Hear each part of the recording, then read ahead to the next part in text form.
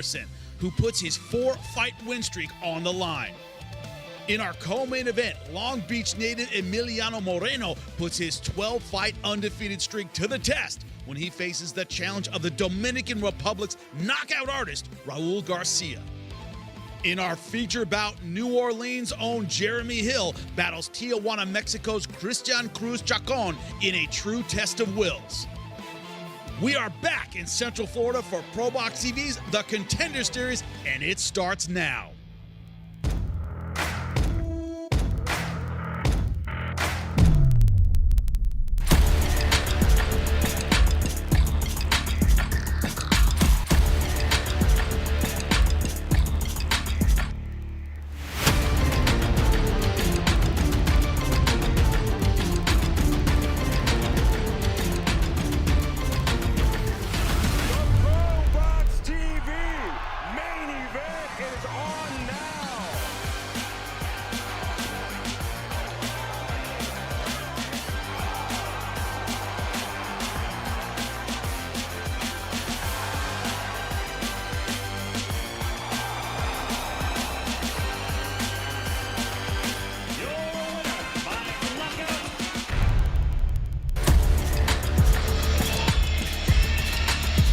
Welcome into ProBox TV. Don't let the Puerto Rican flags fool you. We're just outside Orlando, Florida. ProBox TV coming home, but so many of our Puerto Rican athletes tonight will have the support of this very pro-Puerto Rican crowd, and they are great fight fans. We have a great card, starting out with Jeremy Hill versus Cristian Cruz Chacon. Jeremy Hill, an outstanding boxer, brought up tough, has fought some great fighters in great fights, but Chacon knows how to come forward and throw power punches.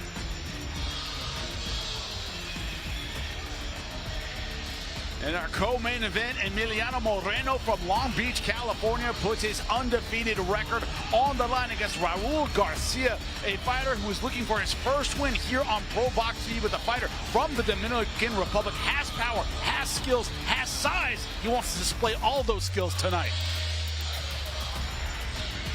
And in our main event of the evening, can't talk about the up-and-comers on ProBox TV without talking about Najee Lopez, the undefeated light heavyweight, taking on Kalvin Hot Sauce Henderson. Of course, a disappointing fight against Moreno. He's looking to rebound tonight in a pro main event that he says reminds him of the big lights he's fought under before. Always ringside, Jimmy Smith alongside the champs, Chris Algieri, Paulie Malignaggi. Chris, when you look at Najee Lopez, he's a great combination for fight fans. Big, skilled, but he likes to fight. Even when that doesn't, maybe to be to his advantage. Yeah, I mean, he's got great athleticism, he's got height, he's got reach, he's got the amateur pedigree, he can punch, but he tends to get over his skis sometimes and looks to, he gets a little bloodlust when he gets his man hurt and looks to finish. And sometimes he can get hit with some shots that necessarily doesn't need to. So he does have that. That could be an issue. But listen, at the same time, Puerto Rican fans love that. I mean, listen, I will argue that having an East Coast Puerto Rican star is just as important as having a West Coast Mexican star. So we need that on this side of the world, this side of the country. Najee Lopez fits all those bills. I mean, he looks the part, he acts the part, he's from the right country, he fights the fight, he makes for exciting fights, he's got it all. Yeah, but Kalvin Hot Sauce Henderson, you've got to be overwhelmed by the moment here. He's not very confident young man every time we've spoken to him. Yeah, when we've spoken to him, you know, he felt like, if you get the sense like this guy, he was prepared the right way. You know, you talk about the moment, not letting the moment get to him. It seemed like maybe in the Morel fight the moment got to him, but that experience is something he can take here. Morel, obviously a high-level fighter, and he can take that experience with him as well in terms of, I've been in with better opposition. I've been in there with opposition that has been to a higher place than Najee Lopez, and this time I am more determined to perform.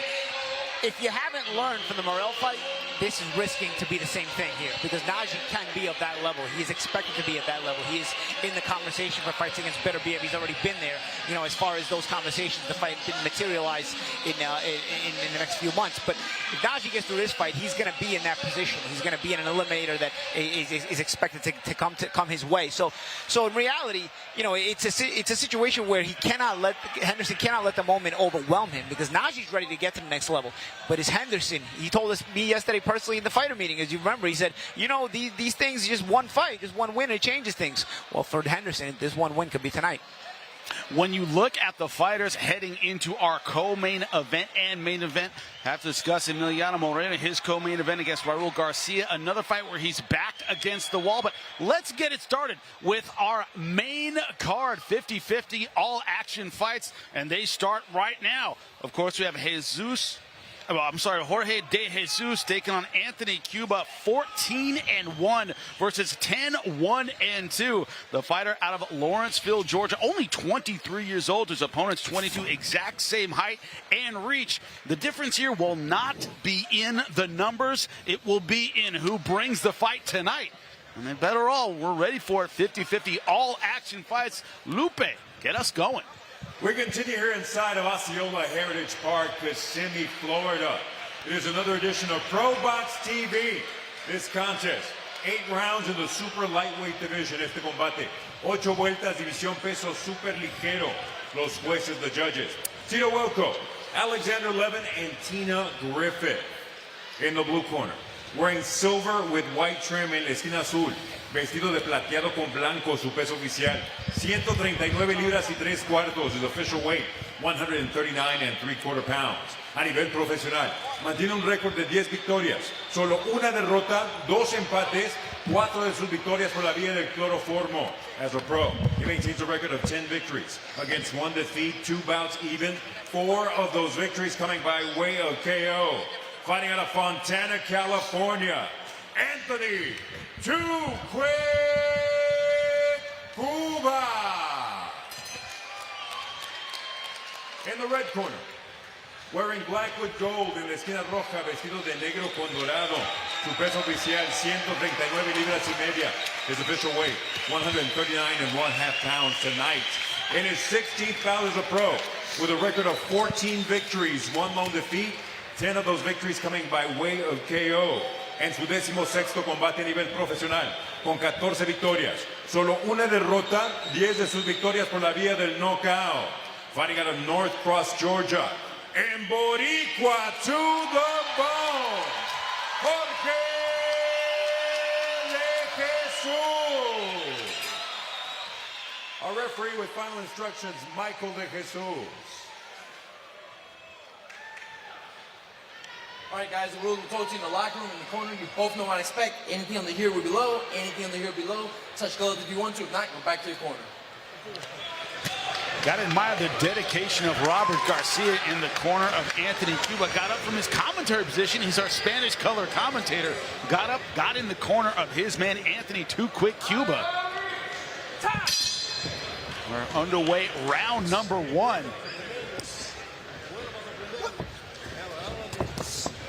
This one's scheduled for 8. Both these guys very, very dynamic, great hand speed. Anthony "Too Quick" Cuba started his pro career at age 17. Yeah, and he fights. I mean, we've had him on. He throws punches. He puts you in difficult positions as an awkwardness to him. If you don't get off to the right start, you let him grow in confidence, he becomes a buzzsaw and a nightmare to deal with. Both of these guys are ProBox TV alums, knocking off very good, very tough, undefeated fighters on our air. Anthony Cuba beat Michael Harris, and then De Jesus it beat easily. Who I believe he had a sterling record, 18-0, gentlemen. 18-0, yeah. Close fight, highly contested, but it was a good win. Obviously, the best for De Jesus in his early career. So far early on, Cuba's been busy. Yeah. Well, Cuba trains, you know, we mentioned Robert Garcia in the corner, and there's no lack of good sparring at the Robert Garcia Boxing Academies. Yeah, we asked him about that. He said, "This isn't just a sparring; it's the confidence of going through the same workouts as those guys, high-level professionals. It gives him confidence for this fight." Good power hands against the southpaw and De Jesus. Cuba's a guy who went the distance with rising superstar Kumel Moton a couple years ago. Yeah, that was the only loss on his record. Right? Correct. You know, it feels good, gentlemen, to be out of that. You need an O to be anything. These guys can take losses early. De Jesus was looking for that. Aggressive. He was looking for that check hook from that southpaw position. Caught Cuba on the way in. Yeah, it looked worse than it was because Cuba kind of falls in and has his feet all over the place in an awkward way. And when he took that shot, it looked like it wobbled him, but I think it was more of a balance thing. And Jesus just lost his footing as well. Both these guys very aggressive with their punching. You know that can cost you in terms of your footwork sometimes. Hey, Cuba, you actually beat me to it. I mean, very wide stance. Like, surprisingly wide stance the way he holds his feet. There you see it again. Hard to hold your balance and generate power like that. I guess he tries to make up for it with numbers, right?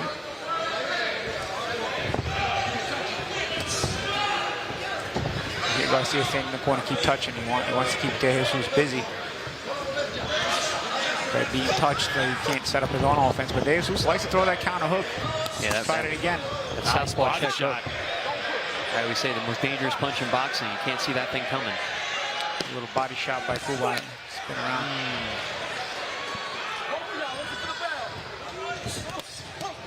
Good body shot there from De Jesus. Entertaining round number 1.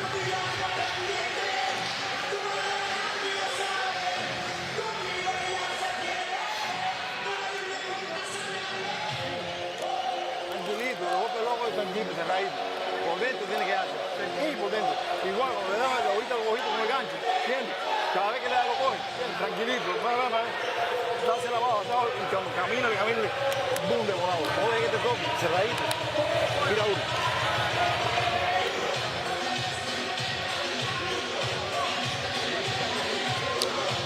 Both these fighters in round number 1, very, very aggressive as we get ready to begin round number 2. This one's scheduled for 8. And you said it, Chris. Both these guys, very wide in their stances, a little bit, as you say, over their skis sometimes. Yeah, both very aggressive, trying to assert themselves, take control. I don't think either man really took control just yet. Still early in the fight. This is a scheduled 8-rounder. Oh, nice body work there from Cuba on the way in.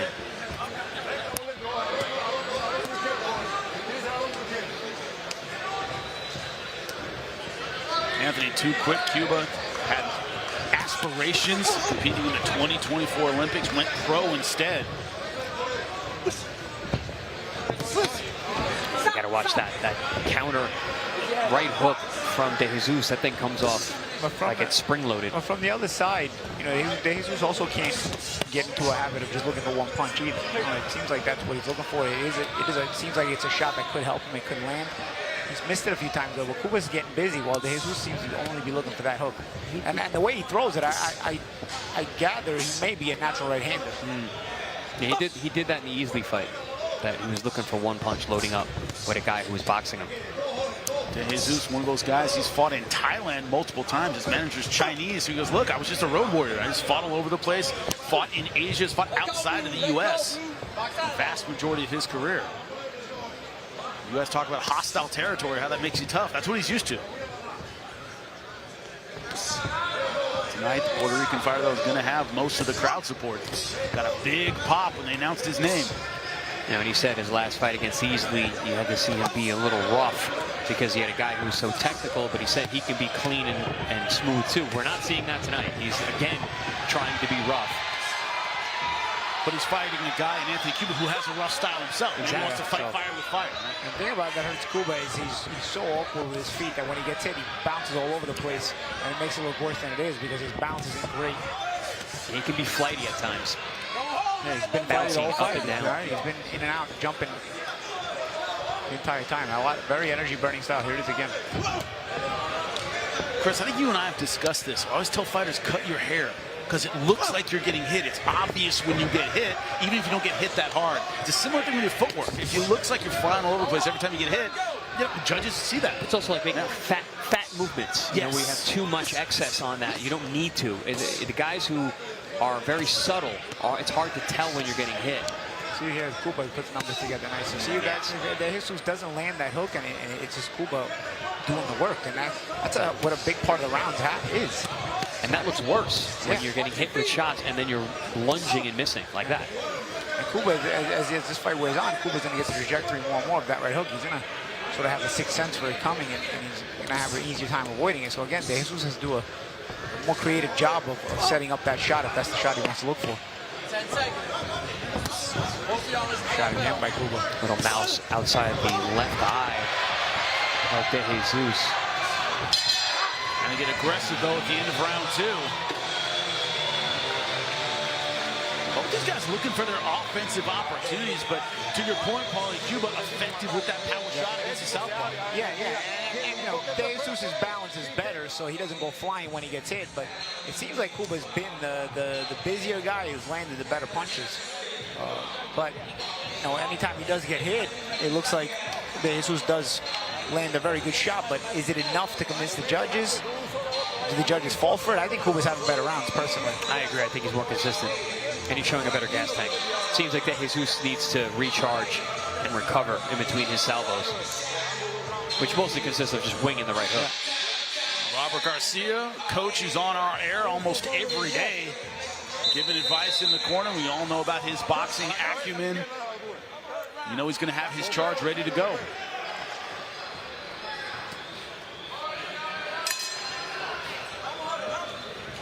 Begin round number 3. Southpaw versus orthodox. Cuba knows that his right hand is going to be the money punch, and he's been using it effectively, especially in combination. De Jesus has had some success with that lead hook, but not a lot on the power side, Chris. No. Throwing that left hand a lot. Not a lot of consistency with any of his shots, really. I mean, the jab is pawing. He really just looks for that check hook. I mean, he's throwing almost 0 left hands. There's one. That's a good right hook there. I think Cuba's just flighty too, like you said, Jeff. So he goes flying out of there. And Jam, a really great observation. I think you're absolutely right. I think that De Jesus is a right-handed fighter. I don't think he's a real southpaw. Yeah, he's converted. Which is weird. It's usually convert fighters the other way. Yeah. Mike Tyson, Oscar La Hoya, both naturally left-handed, forced to fight orthodox. I've seen a few guys though. Chad Dawson was a natural right-hander, and so was Zab Judah. You do see it at times. Actually, I think Pulse Bataforo might have been a natural right-hander too. Yeah, absolutely. But Zab could hit with both hands. Yeah. I mean, you didn't want to hit with Zab's left hand, to tell you the truth. Especially that left uppercut. That was a good shot from De Jesus. Shot there by De Jesus.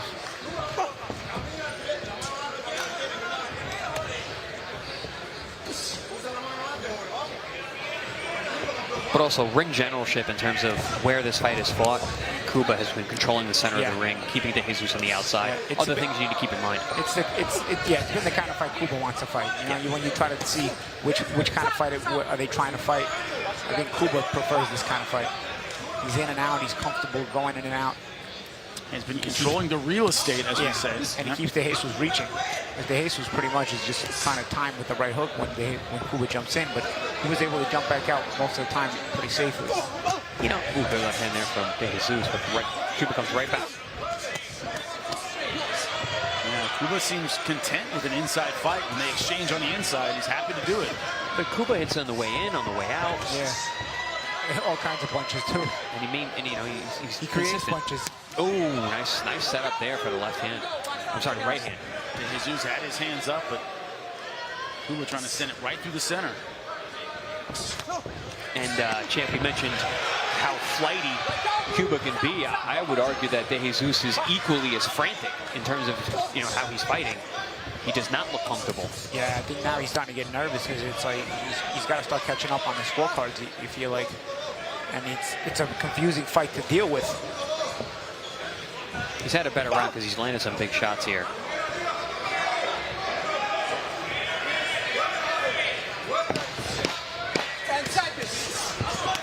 Oh, good hook there.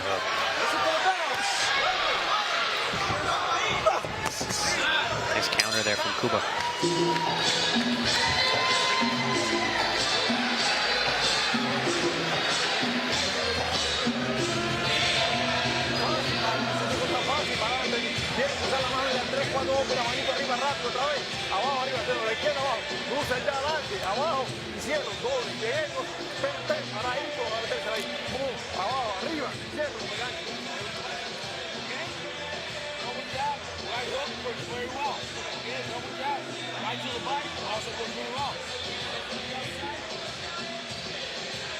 We're about to get going in round number 4.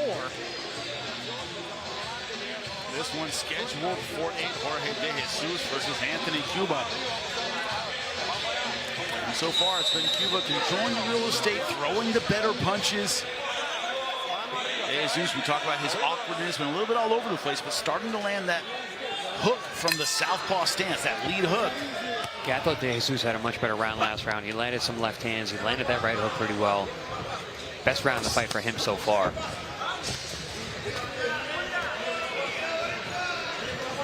The CompuBox numbers, total punches landed. It's been Cuba ahead of De Jesus, where eyes have been telling us as well. Yep, that looks about right in terms of what I was wondering. I was like, I wonder what these CompuBox numbers are looking like, because it's an interesting fight to score. And round number 1 looked very close, right? Which we expected.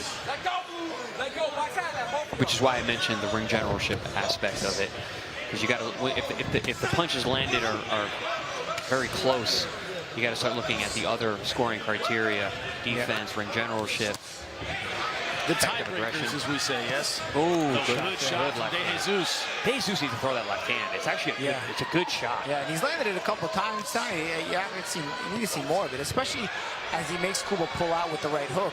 The left hand is there because now Cuba's getting a trajectory with the right hook, so he's not really getting hit with the right hooks. But on the way out, he can be hit with the left hands. Good body work from Cuba, both hands. You know, I was just going to say, you can tell, and not only based on their records, you know, 10 KOs versus 4 KOs, De Jesus being the guy with the power, he can tell his punches are heavier. But De Jesus is consistent. Robert Garcia telling his charge, back him up. He's in the corner right next to us. I think Robert understands what we understand, is that, hey, control the real estate, push this guy around, be the boss in there. So far, that's what he's doing. Both guys are pretty awkward. Yeah. Oh, good uppercut there by Cuba. And the body. Throws some weird punches at weird times. You don't expect them. They both do. Right off the break, he threw that shot to the body. Steps over into a southpaw, square southpaw stance. For a second. I think southpaw's generous. He squared his feet up. Yeah, in a karate horse stance. There it is again. He makes it work for him. I mean, yes, he does. Again, we talked about it. He knocked off an undefeated fighter all the time we had him on ProBox. He needs a handful to deal with. But Paul, you talk about the mental pressure of you can never relax because he throws at such weird angles. Yeah. You never feel like you're out of danger. Yeah, because he can throw at any given point when normal fighters might not be throwing from certain distances or in certain positions. But Cuba's able to throw anything because he doesn't really have a ceiling as far as what he's willing to throw and not throw. He's willing to literally throw anything. Margarito kind of had that style. He would throw from weird positions and just wear guys down. Yeah, he would just step through and he would just pressure, and heavy hands. And sometimes plastered hands. Yeah, well, until they sometimes unnaturally heavy, right?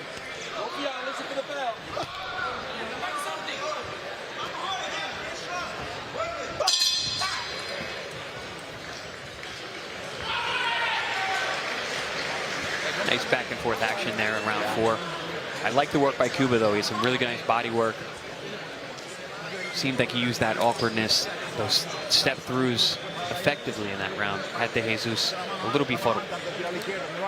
Not always landing clean, very, very busy.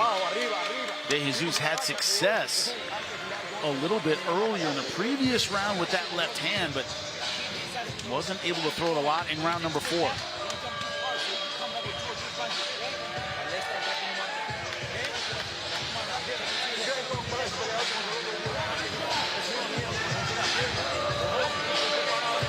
Through this fight, scheduled for 8 rounds.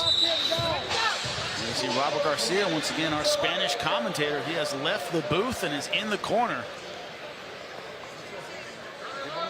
That's our man, Ricardo, on his own. Said he's going to handle it all by himself. This that man is a damn professional. Should be getting round number 5, one of the best in the business. And as Anthony Cuba once again stepping forward, nice jab. Ricardo's like a Spanish-speaking Swiss Army knife. Yes, he can do it all.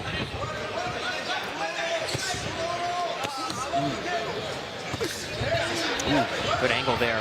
Cut from De Jesus. Cut out to the weak side of the orthodox fighter. Rips a nice right hook to the body. Yeah, champ, you're absolutely right. I think you're seeing the nervousness from De Jesus that he's got to step on it and win some more of these rounds. Yeah, that's the thing. You try to maybe apply pressure to Cuba. He doesn't react the way a normal fighter will react. He stays super calm. And that comes from that sparring at the Robert Garcia Boxing Academy. You're used to seeing all kinds of situations. De Jesus has won 9 in a row. Ooh, nice. Feels like momentum was really on his side coming into this fight. But ooh, nice body shot, but also De Jesus comes back with a good right hook and a nice left hand. Cuba walks through it. Talk about the higher knockout percentage. He's finished 10 fights by knockout of his 14 wins. There. Cuba not accepting any clinch. You see again, and see how he jumps Looking to get right back into it. Yeah. He keeps that mental stress on you. You see that Robert Boxing Academy conditioning coming in too for Cuba. Obviously in excellent condition.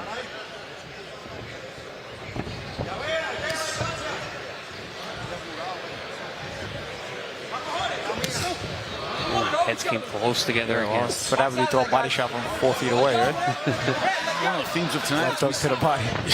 One of the themes tonight, guys who are brought up tough. Cuba, one of those guys. He's fought 5 undefeated opponents in his young career. That's extremely rare. And again, only one loss. Only one loss to Moulton, right? So, yep. Knocked off a lot of them. I let it slide, but you said throwing body shots from 4 feet away. I couldn't help but think of Canelo Alvarez versus Terrence Crawford a couple weeks ago, where he threw them from 8 feet away. Yeah, well, we can't criticize Canelo, so we can criticize Cuba. But honestly, even with Cuba, it's actually one of the good shots. Great shot. Good job from Cuba. Look at this. Back and forth action. And that's a big difference, too. When Cuba takes a shot, he wants to jump right back in. And when De Jesus takes a shot, a lot of times it's freezing or it's, he ends up in a clinch afterwards or something. Cuba wants to get the get back right away. It's also because of the overthrowing by De Jesus. Like, if you just saw him throw that right hook, and almost spun around. He's not in position to keep throwing when he does throw. No. Cuba's more of a combination puncher. From any stance. Yes, from any stance. From wherever his feet land. From a non-stance, whatever you call it. And we are halfway through this war. Round number 4 comes to a close.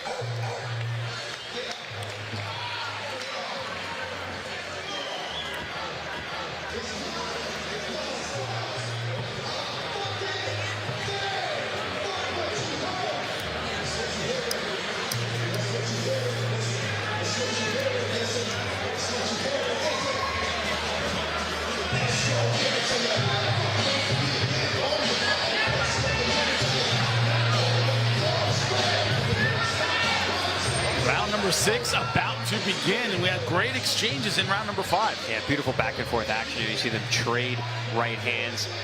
De Jesus having the bigger one. Good shot. Left hands, actually.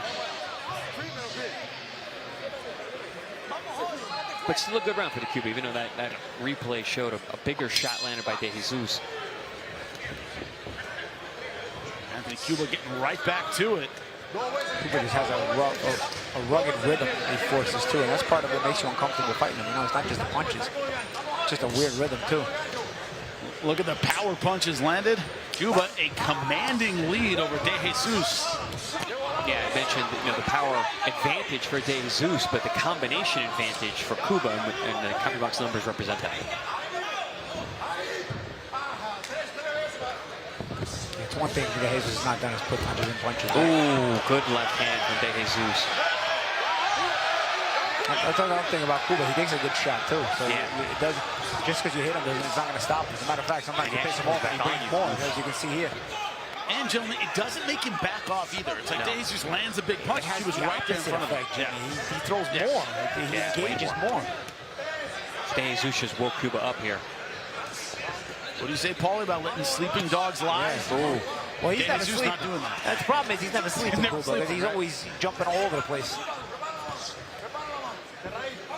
I remember Robert telling me about Anthony a couple fights ago. Yeah, this guy spars with everybody in the gym, and he's good, he's tough. Coming from Robert, that means a lot. And now we're seeing it on full display. De Jesus looked like he wants a physical break and can't get one. Yeah, he was really... even the body language of that, where Cuba not accepting the clinch, and De Jesus looking for the clinch. That's a strong look for the judges as well on the part of Cuba. This is a huge round for Anthony. He's just not stopping. Even swats that you like a fly. Yeah, he needs to keep this pressure. He punches, he swats, he does everything. Ripping body shot, misses, goes right back to it. What you see was a flying body shot, so he blew right by him. He already missed. You see, you miss a body shot, you're still there. Yeah, De Jesus is trying to breathe, but Cuba's all over him. If I'm Cuba right now, I'm not stopping. Now he's southpaw. Go, go, go, go, go. Yeah, doesn't matter. Southpaw, This northpaw. guy started boxing at 14, turned pro at 17. Gentlemen, he's had to learn on the job. You see that in his style.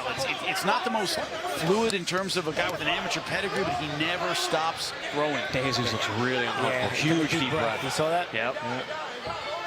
I'm getting the sense that he's like that frog who's in that slowly boiling water. And now it's getting uncomfortable. Yeah. He You realize it's too late.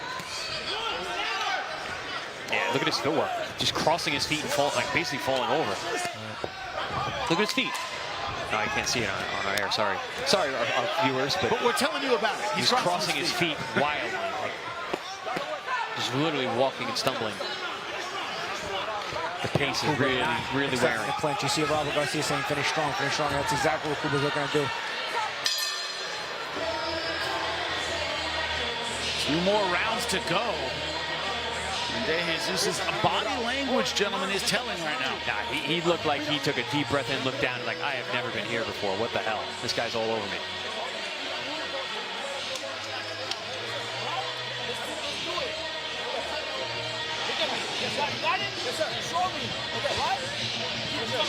Last time out, he did go 8 rounds, did De Jesus. That was against Levante early, the fight that we talked about. It was 18-0, but Really different pace, though, Jimmy. different pace. Easily yes. was a boxer. He was a smooth technician.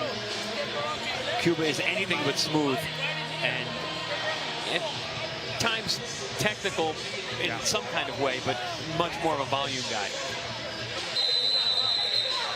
In your face, break your will type of fighter.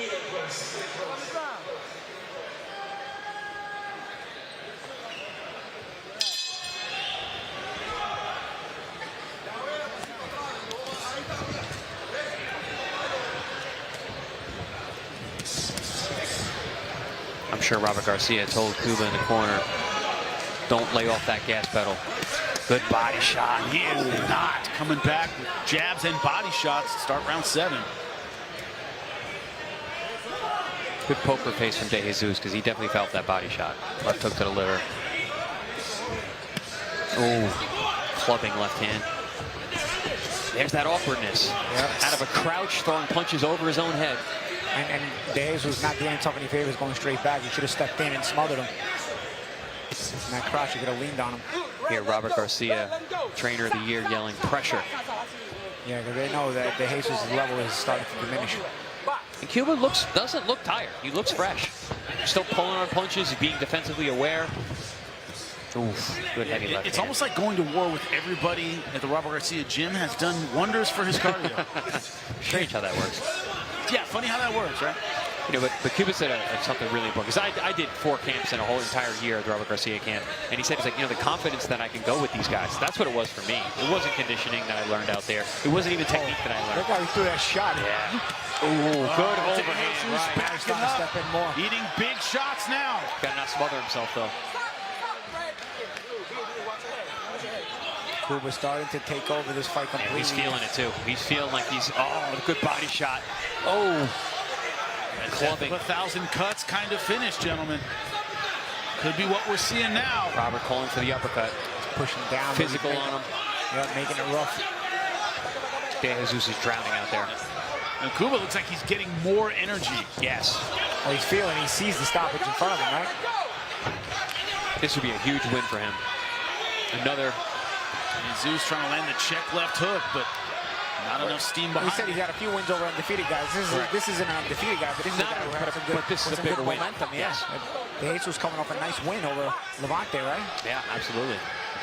The problem is, as you said, Chris, kind of smothering himself a little bit. He's almost running into De Jesus, not keeping himself at punching range. Yeah, exactly. And you also got to keep in mind who the Puerto Rican fighter is here. So you got to think more likely than not, even though we don't have the A-sides, B-sides here, that the favorite is probably De Jesus. You're coming into enemy territory here. So this would be another huge feather in the cap for Cuba. He is just marching forward in this round. Big left hand lands there from De Jesus. Ooh. Boy from the nose now, De Jesus.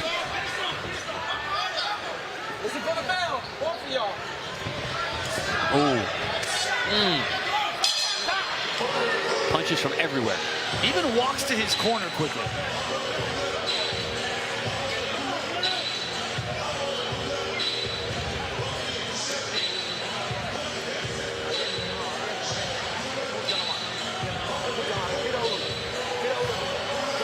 Ladies and gentlemen, here inside of Osceola Heritage Park, 8th and final round.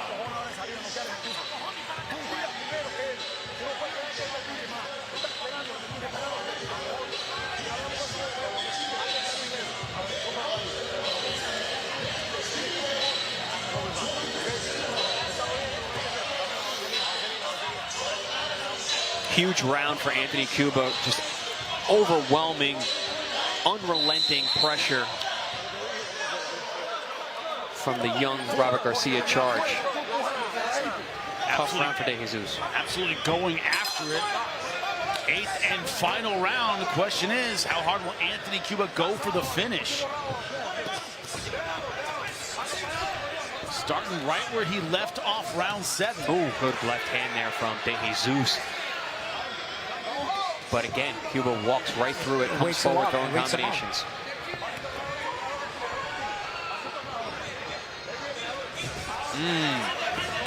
Nice straight right hand there.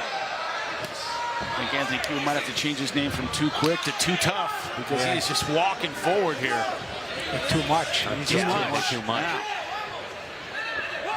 You see what he does? He hops over to the left and then jumps in with the right hand. You see what he does? Watch what he... It's obviously what you want to do. You want to get on the other side of the southpaw, but it's the way he does it, though. Yeah, he jumps, he hops to that weak side. Yeah, he hops to that weak side, and then he throws the right hand. And you got a bloody nose there from De Jesus. Now Cuba's turning southpaw. Comes back right-handed. Corner of Garcia yelling, excuse me, the corner of Cuba yelling, he's hurt. I think he's more tired than hurt. He's worn out, essentially. Yeah.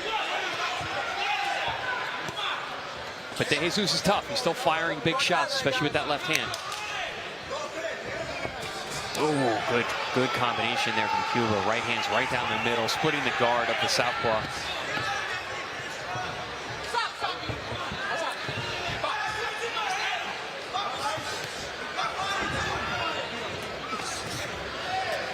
Robert Garcia imploring his fighter to go to the body. De Jesus looking at a lot left, guys. Yeah. Even his punches look a bit arm weary here. Having trouble defending. Getting backed up consistently. Yeah, Cuba just walks forward, literally walks forward throwing punches, even if he's causing his feet. Yeah, and Cuba himself is a little arm weary, but he's still scoring. Yeah, Cuba doesn't care if there's something on the punch, if there's nothing on the punch, he throws them, just throws them. And it just overwhelms you at this point if you're tired as De Jesus. You see right there. Not on that shot, but he's just throwing. Just looks like he wants this to be over. Yeah. Not that he wants to quit, but he just wants the bell to ring. Yeah. 45 seconds is an eternity if you're this tired and can't get this guy off you.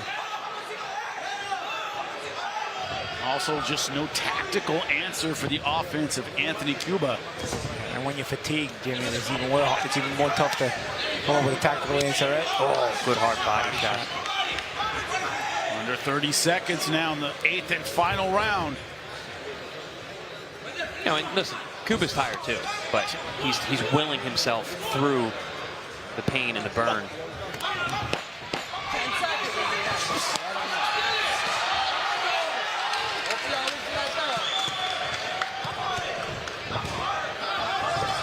The will and determination of Anthony Cuba.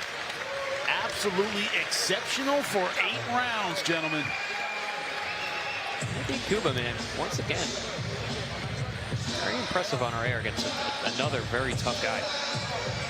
Now, Paulie, I see a guy tonight who's going to be a tough out for just about anyone with that volume and that physical pressure. It's a tough combination to deal with.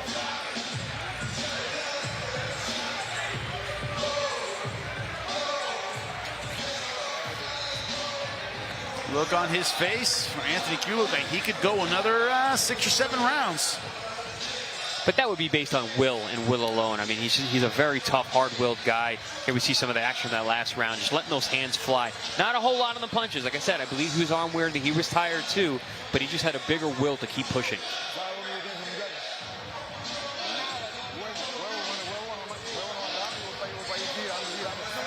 And Jesus never found his offensive rhythm. Answered back when he could. Never really able to make his left hand a huge factor in the fight.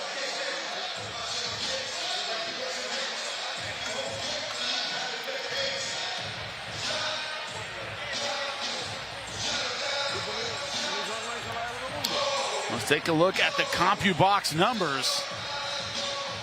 And Cuba ahead in every category. Total punches 153 to 84. Body shots, look at that, 50 to 21. Well, that's another good point that CompuBox picked up, is the body shots. Yep. That could have had a lot to do with how tired De Jesus looked down the stretch.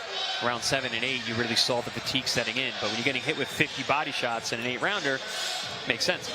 Also, a bloody nose, couldn't breathe well at the end of the fight. Lupe Contreras has the scorecards, make it official.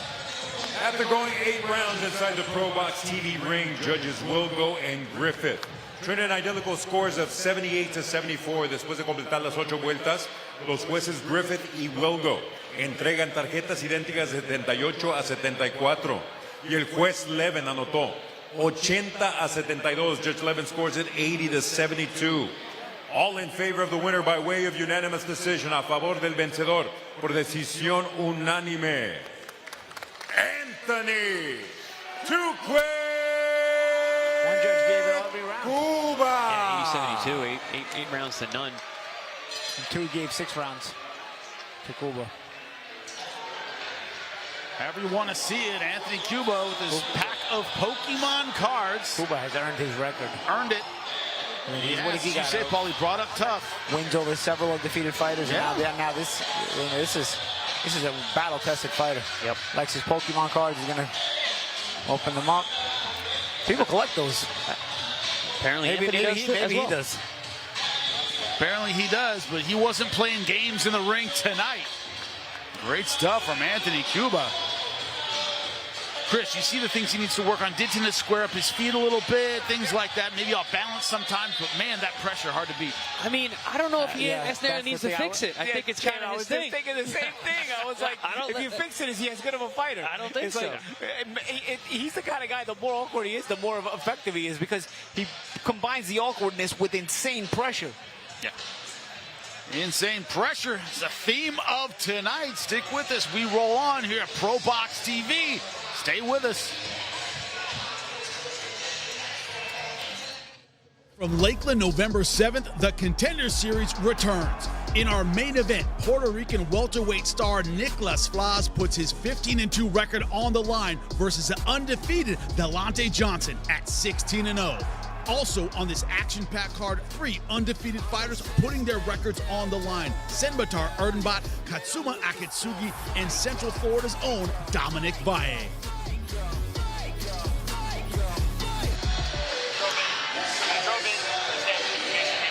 Welcome back to ProBox TV. We are ringside getting ready to go as we roll on. Our next one scheduled for 8 rounds in the super welterweight division. But so much talent on display tonight in our main and co-main.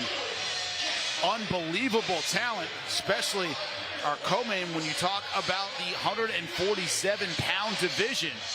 It is a division right now, the jewel of boxing for a lot of years. It could use a lot of young talent. There's a lot of room. When we talk about young talent at 147, we have Nicholas Flas. He's fighting for us November 7th. His ability to move and throw fluid combinations. But in our co-main event of the evening from Long Beach, California, trying to stay neutral, got a guy from my hometown, 12-0, 7 wins by knockout. Last time out, took on the very experienced Eric Bonet, probably the best name of his career. Passed that test with flying colors. His opponent, Raul Garcia from the Dominican Republic, 14-2-1. His only stumbles have been right here on ProBox TV. Emiliano Moreno knows what is at stake. This is what he had to say. For the Eric Bonet fight, we kind of had an off fight, so we had to go back and work on some things. You know, we got a new strength conditioning trainer, nutritionist. We just felt amazing for that fight. You know, we made the weight easy. We were working on new things. It just made the fight easy. Since Bonet, I've advanced much more, so you guys are definitely going to see something amazing September 27th. Me and my team has studied him. He's a boxer. He likes to box and he likes to keep his distance. So, you know, I'm going to have to get in there and make things a rough fight for him. We've worked hard and trained for him. Obviously, the goal is to win. I'm not going to knock out everybody. My style is to apply pressure, go for the finish whenever it's possible. What this does for me is it just shows that no style can really counter me. There's a lot of people who think that, oh, when you box, now he doesn't know what to do. So now I'm going to show that I do know what to do and that even if you're boxing, you're not safe from me. And in 2026, it just puts me on a whole different level because people, after this fight, they're not going to know what to do against me. One thing about fighters, Paulie, where Emiliano Moreno is in his career, you say, know who you are. Know what kind of fighter you are. He has had difficulty starting early, so sometimes they have to get hit and wake up against Cesar Francis, a veteran guy, never poked the bear and ended up winning rounds. He knows that about himself. Might change that tonight. Yeah, you know what? I got to be honest, Jimmy. I thought I saw a little bit of an improvement on that in the Eric Bonet fight. You know, I thought he was more cognizant of needing to work on that, needing to, you know, keep that in mind. And I thought he got off to a pretty quick start with Bonet. He never really let Bonet, the veteran, settle into anything where, you know, maybe it could become problematic for him. He just went right after him, and I think he realized how that could work for him because, again, Emiliano is very explosive, and his attack comes out a lot of different, with the punch selection of a lot of different shots, upstairs, downstairs, and it's very strong and very violent. It's physical as well. So I think he probably noticed that, you know, if I just get off to a good start, or to a fast start, and I don't let these guys in the fight, they may never get into the fight. You know, you probably, the way he could do that, if he's at, he probably wouldn't be tested until he's at a world-class level if he does that every time. I'm curious to see tonight if he starts fast again. That is the question. We will see. As we begin the tail of the tape for our next fight, Joshua Kevin Anton from Granada Hills, 27, 6'3". That is not a misprint. Incredibly tall for the weight class. Isaías Lucero out of Baja California, 29, 5'10", and the reach advantage, of course, belonging to Anton. The question is, can Lucero get inside, make this an inside fight against a much taller opponent? Isaías Lucero, see him in his corner right now with the blue gloves. Very tough Mexican fighter. 19-3 overall, 13 wins by knockout. Paul, you talked about it. When a fighter comes in and they've kind of cut their teeth in that Tijuana, Mexico circuit, as you say, you know you're tough as nails. It's that grunge circuit. Yeah. You know, you've dealt with already the adversity. Just fight on those circuits. You can deal with a lot of stuff. Well, when the guy comes up through that, we know he is battle-tested. As the opponent, Joshua Anton Lupe, get us going. We continue with the action here at Osceola Heritage Park. This is ProBox TV, this contest. 8 rounds or less in the super welterweight division. Este duelo a un límite de 8 vueltas, división peso super welter. Los jueces, the judges, Rodolfo Aguilar, Efraín Lebrón, and Tito Wilgo. Presenting first, in the blue corner, he enters wearing the colors of Mexico, green, white, and red, vestido del tricolor mexicano, verde, blanco, y rojo, su peso oficial. 153 libras y media. He weighed in officially at 153.5 pounds and 22 ounces of pro. He maintains an outstanding record of 19 victories against only 3 losses, 13 of those victories coming by way of KO. En 22 combates a nivel profesional, mantiene un récord sobresaliente de 19 victorias, solo 3 derrotas, 13 de sus victorias por la vía del cloroformo. Fighting straight out of TJ, puro Tijuana, Baja California, México, Isaías La Bestia Junior Lucero. In the red corner, wearing green with gold trim en la esquina roja, vestido de verde con vivos dorados, Su peso oficial, 156 libras y un cuarto, his official weight, 153 1/4 pounds tonight. He enters the place where no undefeated record is safe, the ProBox TV ring, with an unblemished pro record of 11 victories. 10 of those victories coming by way of knockout. Esta noche entra a la zona del peligro el cuadrilátero del ProBox TV con su récord invicto de 11 victorias.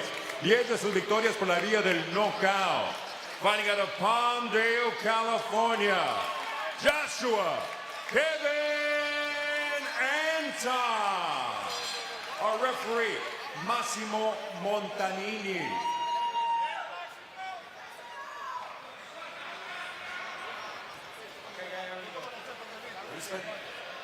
Debe respetar la regla él. Respect the rules and the okay? No, bro. No behind the head. Touch him up. Good job. We are ready to begin round number 1. Super welterweights, Joshua Kevin Anton out of Palmdale, California. Isaías Lucero from Tijuana, Mexico. Lucero coming out in the tricolores. Anton in the gold and green. 6'3" versus 5'10".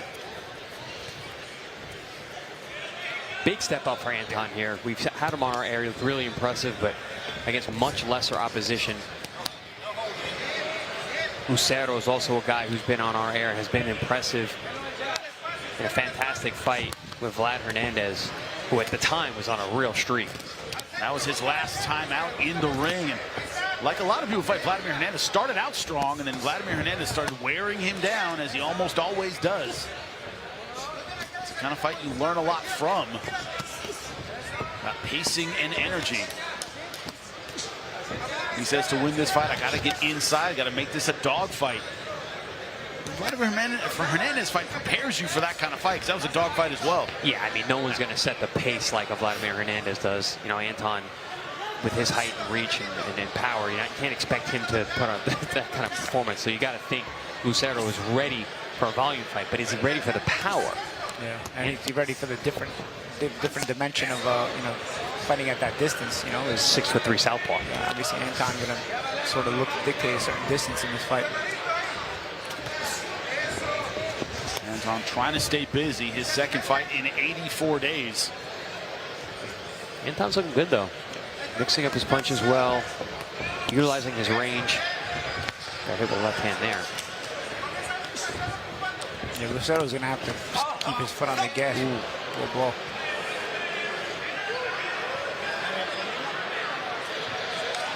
So Lucero's going to have to use his foot on the gas to keep that distance close.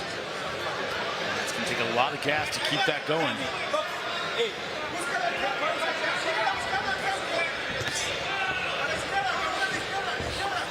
Yeah, I mentioned the step up in class. Anton, 10 KOs in his 11 wins. This is going to be a nice litmus test to see how real that power is. Lucero has never been stopped. Oh, nice body shot. Body shot with that left hand. Lucero believes in his power. 7 of 8 of his wins have been by KO. 7 of his last 8, so he believes he can get in there and get it done.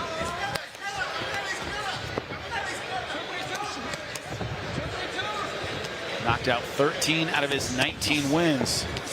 Anton, it's been 10 out of 11. Oh, power puncher, speaking of. Best shots of the round there for Lucero. Those are heavy, stepping too. in, nice left-right combo. Right hand, left hook combination lands on the taller opponent. Anton took it well. Can't be getting hit with too many shots like that. You can hear both these guys can punch. Yeah, good snap on both shots. Thudding shots. A little headbutt there for the kids, right? And a lot of power punches in round number 1. Yeah, not having trouble finding each other.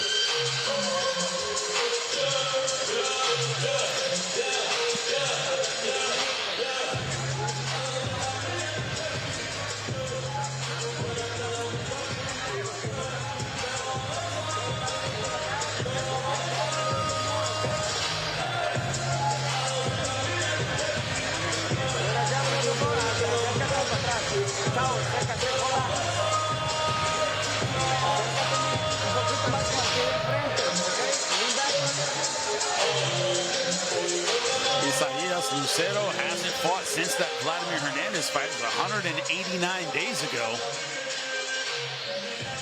He started off aggressively in round 1. Gentlemen, landed some good power punches in close. Yeah, you got to force the issue well.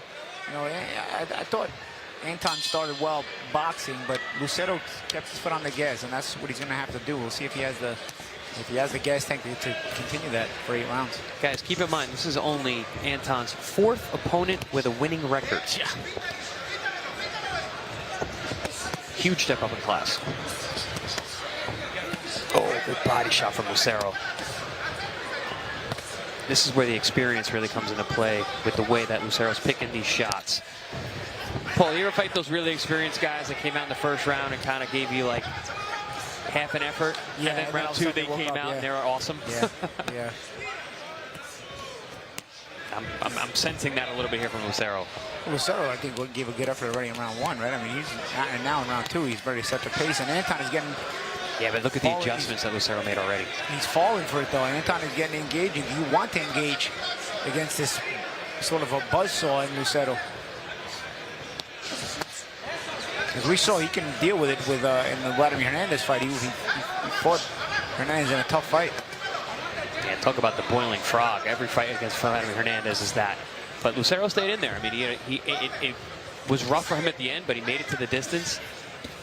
Threw a ton of punches in that fight. It was a very close fight. Oof. These guys are unloading on each other. Anton landing some good power punches to the body. Big shots here. What a shadow, look at that. Controlling the real estate, pushing Anton back. Who needs a ring? You got a phone booth. Yeah. And we say this all the time with the taller opponents, taller fighters who are punchers, they don't hit the same going backwards. And at close range, right? It's very difficult at close range for a lot of tall fighters. Not all tall fighters, but a lot of tall fighters have a lot of difficulty generating power at close range. I think Lucero is realizing that he's a lot safer on the inside. Yeah, I think he enjoys himself more on the inside. He doesn't mind. He's having a lot of success. A physical fight, and he's having success. Exactly, champ. It's a lot more fun when you're landing punches. So I hear. Oh. Let go.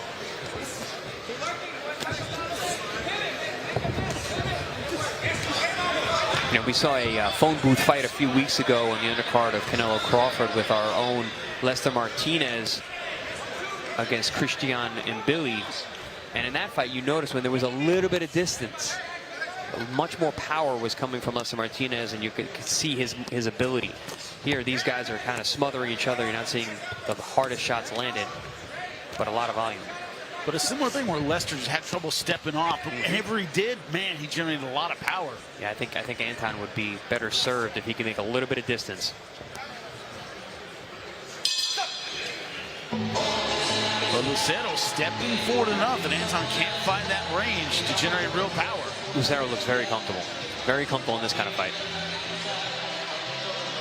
Paul and I were talking about it. Came up in that Tijuana system.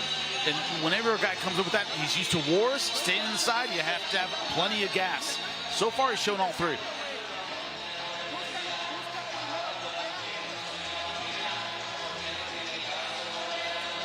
There's some of that action from round number 2. Yeah, well-timed little left hook there from Lucero. Anton was getting those combinations off. When he has that mid-distance, when he has a little bit of range, he's able to throw those nice combinations. But even from there, Lucero was able to time some of those shots, hit in between. And Vladimir Hernandez, a southpaw as well. So back-to-back camps for a southpaw, getting used to that kind of style. Great point, Jimmy. Great point. Yeah. I make them occasionally. Not that often. Try to let you guys shine. I try to write them down since they're so few and far between. I know. You make a mental note. Yeah, but date. I feel you. Number 3, ready to go. Scheduled for 8.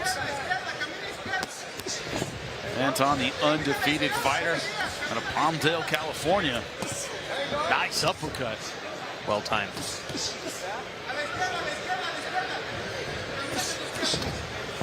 Nice jab there from Anton. He's looking to sharpen things up in round 3. Heads came together there. With this height and stance disparity, that's pretty common. A lot of clashes the heads. Good adjustment here from Anton. He's picking his punches much better on the inside, shortening up those shots. Yeah, but he's still engaging at this distance. Is it smart from the fight at this distance? Or does he not have a choice? Is he not a good enough boxer to keep it on the outside? Because now with this step of a competition, you find out just how good of a boxer you might be, right? Again, champ, 4th fighter with a winning record. A little bit of padding on this one. Not a ProBox TV record, we could say. Certainly. Well, it's pretty tested on ProBox TV, right? Yeah. He's getting tested tonight for sure.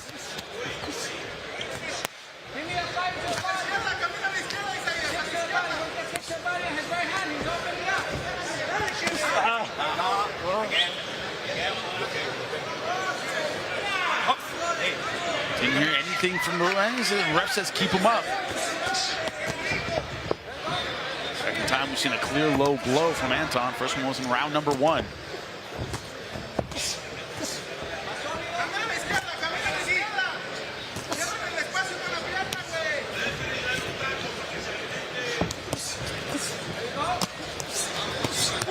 Good combination there by Anton. Backs off Lucero.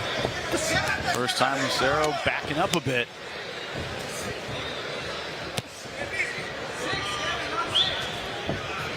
I like some of the adjustments that Anton's made this round. Shortening up the punches, stepping around to the weak side. Showing a good gas tank, letting those hands go here in round 3.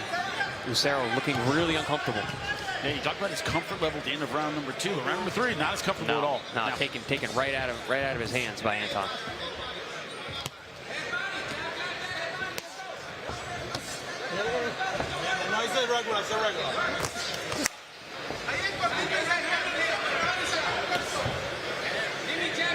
Montanini saying the punch is regular. He's trying to say it's clean. In Italian, the word is regolare.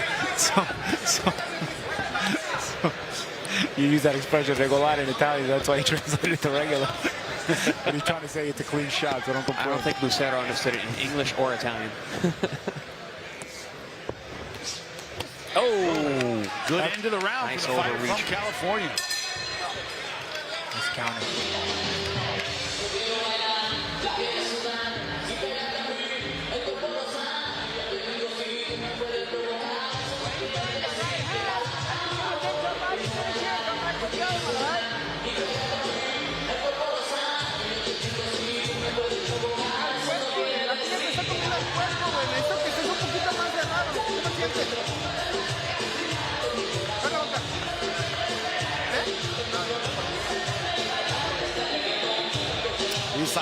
Lucero, you see in his corner. Round number 3, certainly a better one for Kevin Anton. As you said, Chris, making adjustments, shorter punches, more accurate from the beginning. And when you have a competitive fight like this, one guy makes an adjustment, the other guy makes an adjustment, and until someone runs out of adjustments, and that's how you figure out who's the better, more complete fighter. I don't know if we have the answer yet. Let's see if Lucero can make another adjustment this upcoming round. Who has more tricks in their bag? See what the numbers tell us. CompuBox 78-53 for Anton. A lot of that from the last round, last couple rounds. He's been ahead in terms of total punches. Well, good separation in that 3rd round. 28 landed to 18. That's a plus 10. That's a very good round for Anton, which was able to help him separate. Oof. Starting to throw good combinations. Heavy, too. He's trying to have some success. He's made some adjustments. Now it's up to Lucero to see if he can make the adjustments back. Kevin Anton, a last-minute replacement. Supposed to be Darrell Blast Valsaint. Very talented fighter on our air. Haitian Olympian. Anton making the most of this opportunity right now.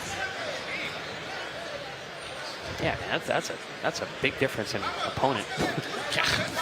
But Anton's team very confident in their young man's ability, their young Charger's ability, willing to take on a Blast Valsaint this early in the career, but also Lucero. This is not an easy fight either, although he's starting to make it look easy here in round 4. And Paul, you talked about Lucero needs to kind of stay on the gas the whole time to make it work. Yeah. Fatigued in the last couple rounds, not stepping in like he did in earlier rounds. Yeah, and also staying in that wheelhouse. Just got hurt by a shot. Yeah, Legs went out from under him. Anton is figuring out how to generate that power at close range and make it rough at close range. So being in that wheelhouse is no longer easy for Lucero. even if you're landing, you're taking shots, his nose is bleeding, it's getting more difficult to deal with. He's having trouble getting away from those shots, and Anton's showing that that power is real. The 10 KOs and 11 wins is starting to show up here. But also, you know, he just got flung to the ground. He didn't do that much. He's a little, he's beat at this moment right now. He took a lot of headshots. He was a little wobbled.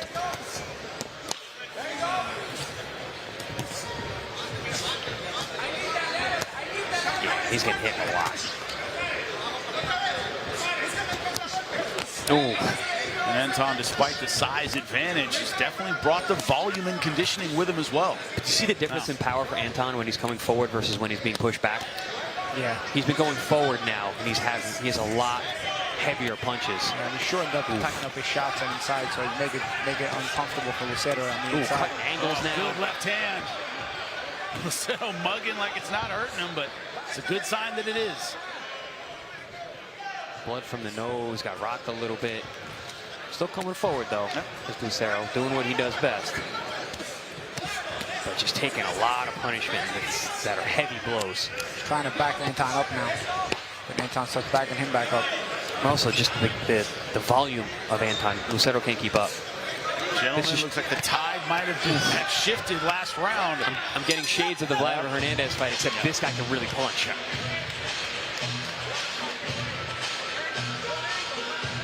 Starting to pull away is Kevin Anton.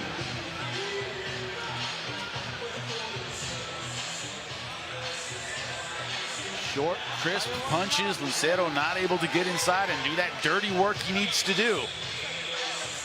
Some of that action from round number 4, gentlemen.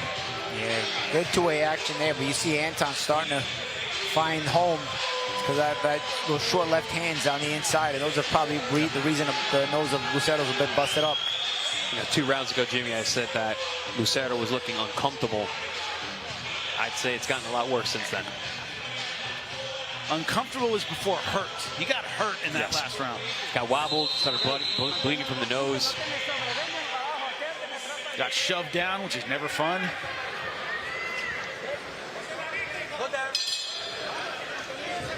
Kevin Anton bouncing in his corner. Looks like his conditioning is holding up as we reach the halfway point of this fight, scheduled for 8.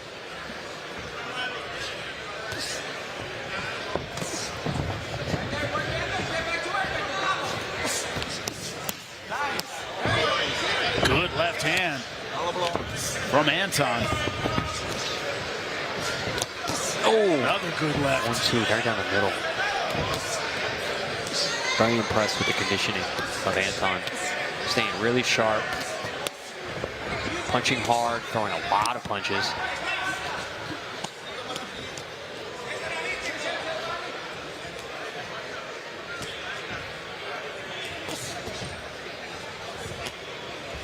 I know he's listed at 6'3". He seems way bigger than that, right? Like 6'3" for a junior middleweight's not that big, but he seems really big for junior middle. No, definitely not small, but I don't know. He just seems bigger. Not everybody's Fundor. That's true. Maybe that's why I'm jaded because there's 6'6" guys out there. Oh, good combination there. Finish it to the body, comes up with a counter shot to the head after Lucero tried to throw back. The rhythm is just starting to wear on Lucero. We knew if Lucero had a shot in this fight, he would have to be the boss, but it is Anton being the boss for the last few rounds. How tall is Shiraz? He's about 6'3", but he's at 168. Yeah, that's what I know. Maybe 6'3" is real tall for the maybe I'm bugging right now. I think you are. Yeah. He looks tall to me. Yeah, he does. And he looks like he could fill in. Oh, good shot there by Lucero, little right hand. Not really the energy to follow up on it, to your point, Paulie. Not the same steam he had a few rounds ago. Oof. I love the way that Anton has shortened up these punches. You see the damage on the face from Lucero. Earlier on in the fight, Lucero would land a combination and stay right in the pocket and make Anton uncomfortable. Now he's landing maybe 1-2, and he's back out in the middle. And then he gets hit with 3-4.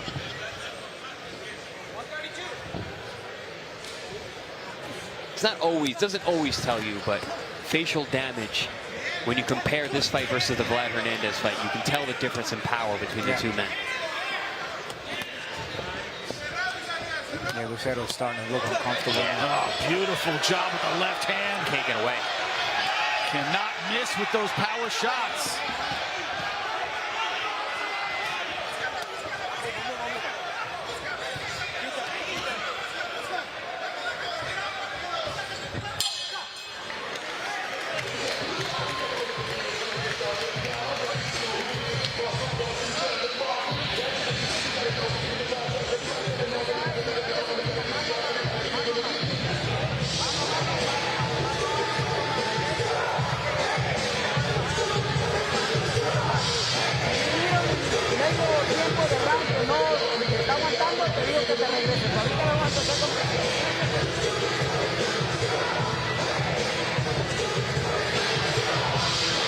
Round 6 about to begin, but you look at the flurry at the end of round 5. We're going to fight close to being stopped if this continues. Very impressive, these combinations from Anton, and also the ability to put this many punches together with power. Listen, this is a huge step-up fight. He is performing exceptionally well. With the fastball, you better hit it. So far, that's what he has been able to do. I had a conversation with the CEO of ProBox TV, Gary Jonas, about this young man. This matchup, really, I'm like, this is a huge step up. Like, what do you think? He's like, yeah, we're going to find out if this kid's for real or not. I love how Gary does that. He's like, yeah, we'll see. He just shrugged his shoulders. Yeah, we'll find out. Look at the power punches landed. A wipeout for Anton over Lucero, 126 to 66. Just running away with it as the rounds wear on. Lucero will find out what he's made of in this round 6. Oh, nice right hand over the top. Oh, you asked Jimmy, and he's trying to answer for you. Yeah. A lot of fighters at this point will kind of mentally fold and go, okay, 3 more to go. Yeah, but not a lot of Tijuana fighters would. Not a lot of Tijuana fighters. Lucero is from Tijuana. TJ fighters don't have that quit in them.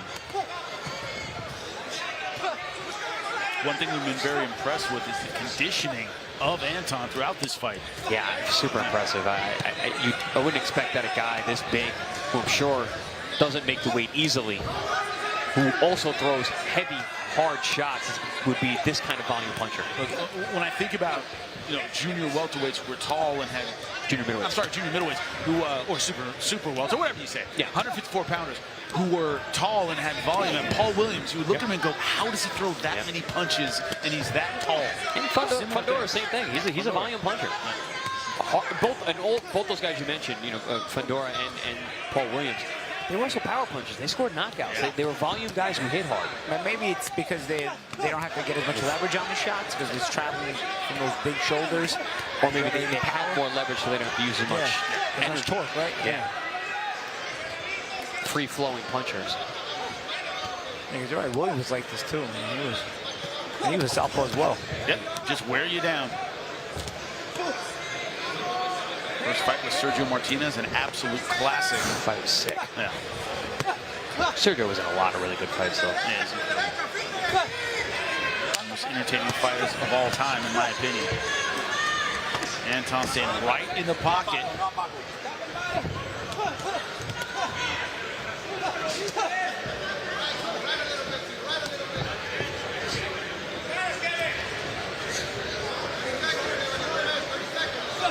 Subtle little footwork of Anton, staying on his toes, little tiny movements just like that. Keeping Lucero at the range he wants. Lucero has agreed to not try to match him for volume anymore and look to set up traps. Be pesky with shots. He landed a couple big shots this round, but very few and far between.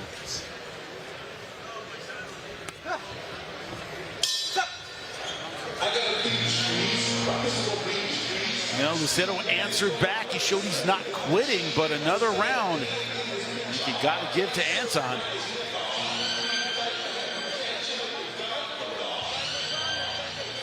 His volume has been there. He has not slowed down. Confidence in his punches, controlling the real estate, Paul. He's getting it all done. Yeah, man, it's been a solid performance. We were wondering, because he hasn't stepped up on the ProBox level much. Well, you know what? He's giving us the answer tonight. This is why you step up to the ProBox level, so you see if you're for real. And Anton has shown just that.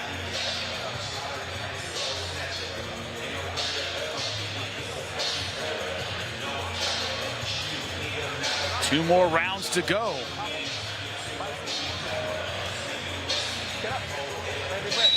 Can't sleep on the power as well. 11 wins, 11-0, 10 wins by knockout.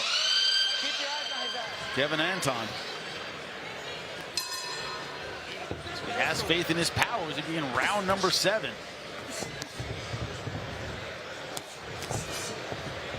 Starts pretty much how he ended round number 6.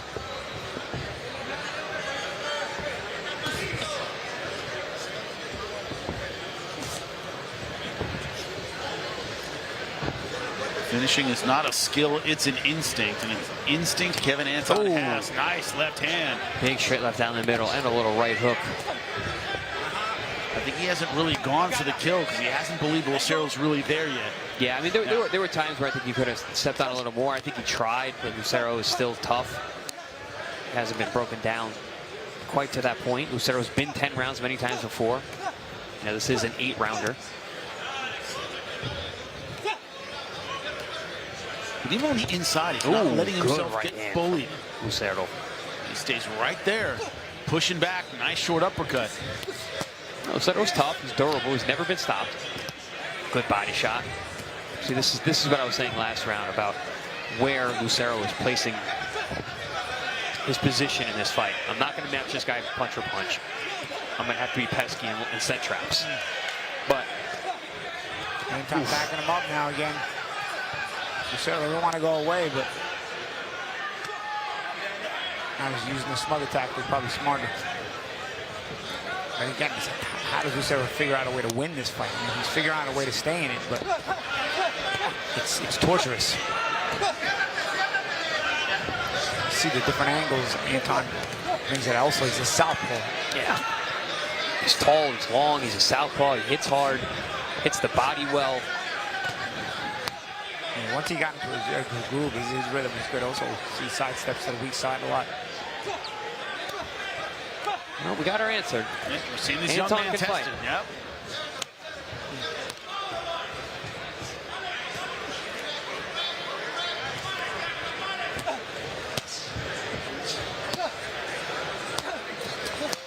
Good body shot again there from Lucero.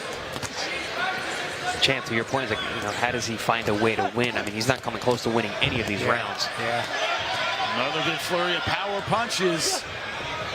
Good left hands from the southpaw. And he's been tenderized enough. It doesn't seem like he's got that knockout punch still left in him. Good shot there.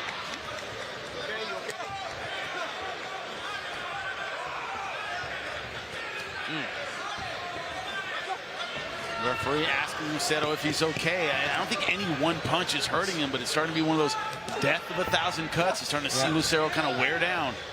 Yeah, he's cutting angles, headshots, body shots, continually touching up Lucero as the fight wears on. I don't know if you had one of those coaches, Chris, but you hear plenty of times, not to hurt him, just touch him. Keep touching him. He'll go down. Keep touching him. Lucero's corner working hard on him right in front of us. Not looking too positive in that corner. Yeah, this is why, because he's eating power punches. Ladies and gentlemen, here inside of Osceola Heritage Park, this is Stopped it. Yep. Probably a good move. and final round. No? I thought I saw the referee wave his hands. The ref was waving his hands. Yeah, he just turned the hands on, so they have stopped the fight. It is over. Yeah, Corner stoppage. Yep. All right. Gentlemen, I think that was a merciful choice as well. I think it was a good. Yeah, that was a good. Yeah, because like I said, I was asking last round, how's he going to win the fight? You know, he's toughing it out, but he doesn't really have a way to win the fight. Good stoppage win, though, for Anton. Yeah. Very impressive. Very impressive. First time he's ever been stopped. He showed a lot of his skills out there against a guy who came to win. He just was outclassed. But Anton shows a lot of abilities that are hard to find in a fighter his size. Good volume, good power. His footwork's excellent. Shows solid defense. Lucero, you can see beaten up. By the damage he took over 7 rounds. Look at the face of Anton. A little swelling around the eye, but not bad at all. And Jimmy, you said it perfectly. Death by 1,000 cuts. I mean, Lucero nothing was that big, but he was getting hit so consistently. I think that was a really, really good stoppage by the corner. He was way behind. Why take more damage? And Anton wasn't really slowing down. He looked really good in that 7th round as well, which was also impressive. The ability to have that kind of gas tank for this size at this weight. And talk about an embarrassment of riches at 154 pounds. Not just here at ProBox TV, but throughout the boxing world. Maybe in a little while you will add Kevin Anton to that list. Let's take a look at the ProBox TV CompuBox numbers. This is going to be impressive, I'm sure. Yeah, 36-19, 158-87. Almost half of his power punches landing. You know, that's the magic number in terms of power punches. Once you get, the closer you get to 50% of your power punches landed, the less chance the fight goes the distance. Yeah, total punches almost double for Anton. Body shots, 6 more. Like, there's no category in which Lucero was outlanding. When you look at the numbers, you understand the stoppage in this fight. Good job by the corner, in our opinion, here ringside. But Kevin Anton, man, 6'3", volume, good power. Make that 12 wins, 11 knockouts. Send it up to Lupe. He'll make it official. Ladies and gentlemen, in between rounds, the blue corner informs referee Massimo Montanini their fighter can no longer continue, obligating him to stop this contest prior to the start of round number 8. Damas y caballeros, entre asaltos, la esquina azul informa al referee Massimo Montanini que su peleador no puede continuar, obligándolo a parar la contienda antes del inicio del asalto número 8, declarando el vencedor por knockout técnico, declaring the winner by way of TKO. And still undefeated, J.K. Joshua, Kevin Anton. Joshua Kevin Anton, impressive performance stopping the Tijuana fighter. And Isaias Lucero, who had never been stopped. We wonder how he would handle the step-up. Paulie, I think he showed us he can fight. Yeah. You come to ProBox to see if you're for real. Anton showed he's for real just now. I think we definitely look forward to seeing him again. That is a scary guy, Chris, at 154, just with his build, his style, and even combination we don't often see. That was impressive for a number of reasons. One, the opponent, obviously. Lucero's a guy who's fought on our air before and is shown to be very, very capable and extremely durable. 2, the fact that he was able to get the stoppage, which is a first stoppage of Lucero's career. And 3, just the way he went about it. He showed a lot of skill. It wasn't just power punching. It wasn't just a big shot here or there. He's showing angles. He was going out to the weak side. He kept his hands busy. He threw a lot of volume. With this kind of size, dimensions, and ability, he's going to be a real problem. This is a very deep division, arguably the deepest in the sport today. But I think he fits in with a little more seasoning and maturity. He could be up there with the best in the world. Also, Lucero had some success in round number 1, and he made the right adjustments. Great boxers have that deep toolkit. They can do a lot of different things. He showed that tonight. Absolutely. I could see him reaching very, very high heights, great heights in the sport and this division, and divisions higher as well. That is right, 154, incredibly red hot, not just in boxing, also here in ProBox TV. Darrell Blast-Valsaint, an outstanding 154-pounder. Wasn't able to make it tonight. Last-minute replacement in our last fight, but we continue to roll on. That's right, Jeremy Hill, Cristian Cruz, Chacon when we come back. Live from Lakeland, November 7th, the Contender Series returns. In our main event, Puerto Rican welterweight star Nicholas Flas puts his 15-2 record on the line versus the undefeated Delante Johnson at 16-0. Also on this action-packed card, 3 undefeated fighters putting their records on the line. Senbatar Erdenbot, Katsuma Akitsugi, and Central Florida's own Dominic Valle.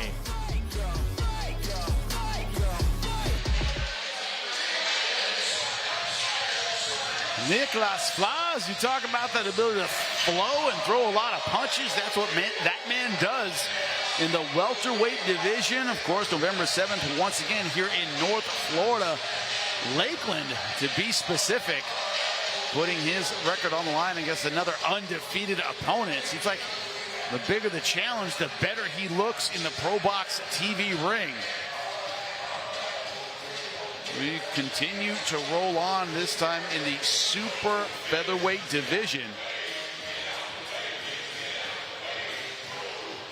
When you look at it, of course, some absolutely outstanding fights and fighters, including our main event tonight. When you talk about Najee Lopez and his abilities, taking on Kalvin Hot Sauce Henderson.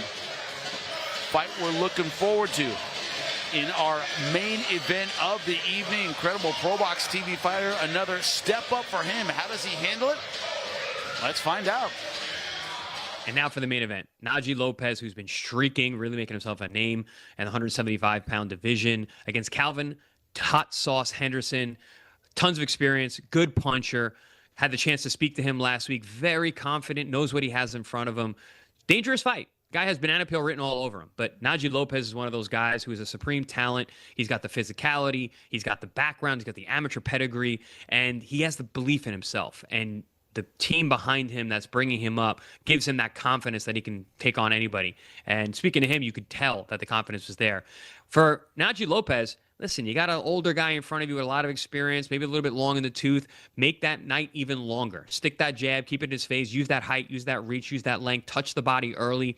Don't go in too soon. You got 10 rounds. You have a dangerous guy in front of you who's going to look for that one shot to try and equalize everything. Set the table before you eat. I think if Najee Lopez goes out there, utilizes that jab early on and some smart body work, he can really neutralize Henderson and make it an easy night.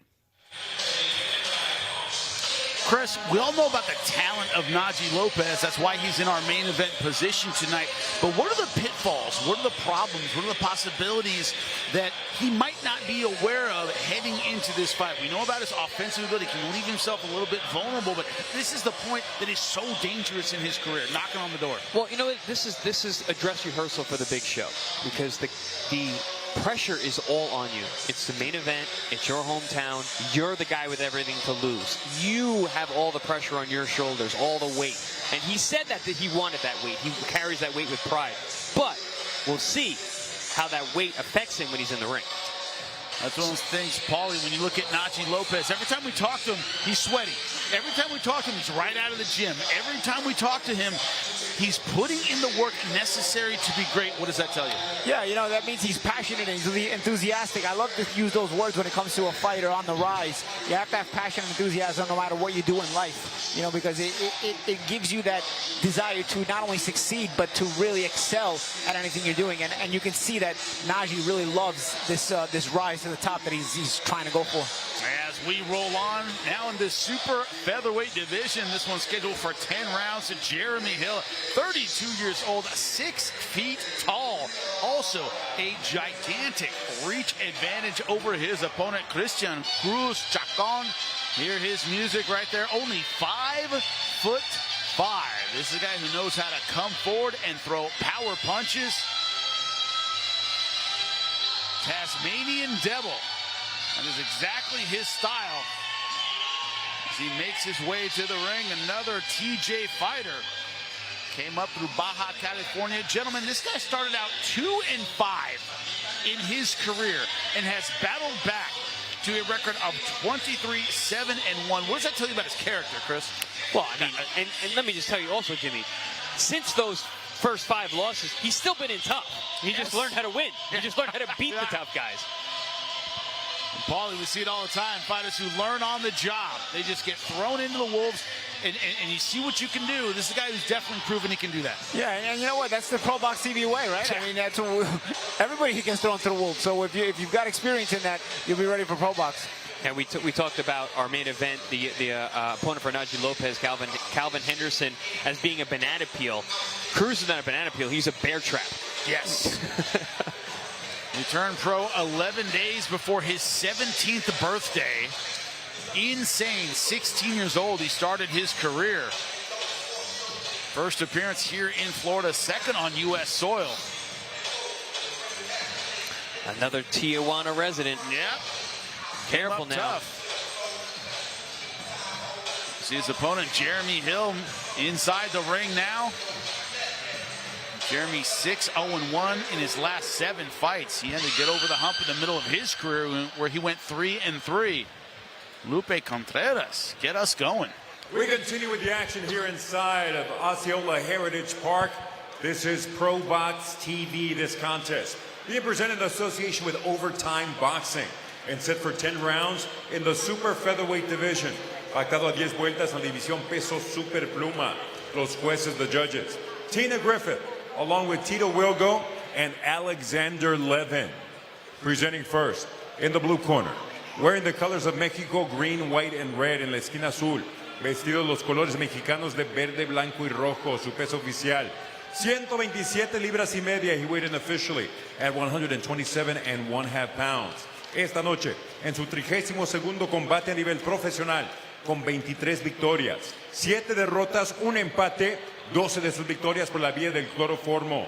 Tonight, he enters the ProBox TV ring for the 32nd time as a pro, with 23 victories against 7 losses, 1 bout even, 12 of those victories coming by way of KO.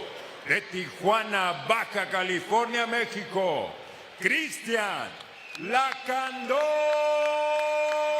Cruz. In the red corner, en la esquina roja, vestido de blanco con dorado, morado y verde. He steps in wearing white with gold, purple, and green. He weighed in at 130 pounds, detuvo la báscula a un peso oficial de 130 libras. En 26 combates a nivel profesional, mantiene un récord de 22 victorias, 3 derrotas, un empate, 13 de sus victorias por la vía del knockout. In 26 bouts as a pro, he maintains an impressive record of 22 victories against 3 losses, 1 bout even, 13 of those victories coming by way of knockout. Ripping the Big Easy, New Orleans, Louisiana, Jeremy Zero Hill. Our referee, Alicia Collins.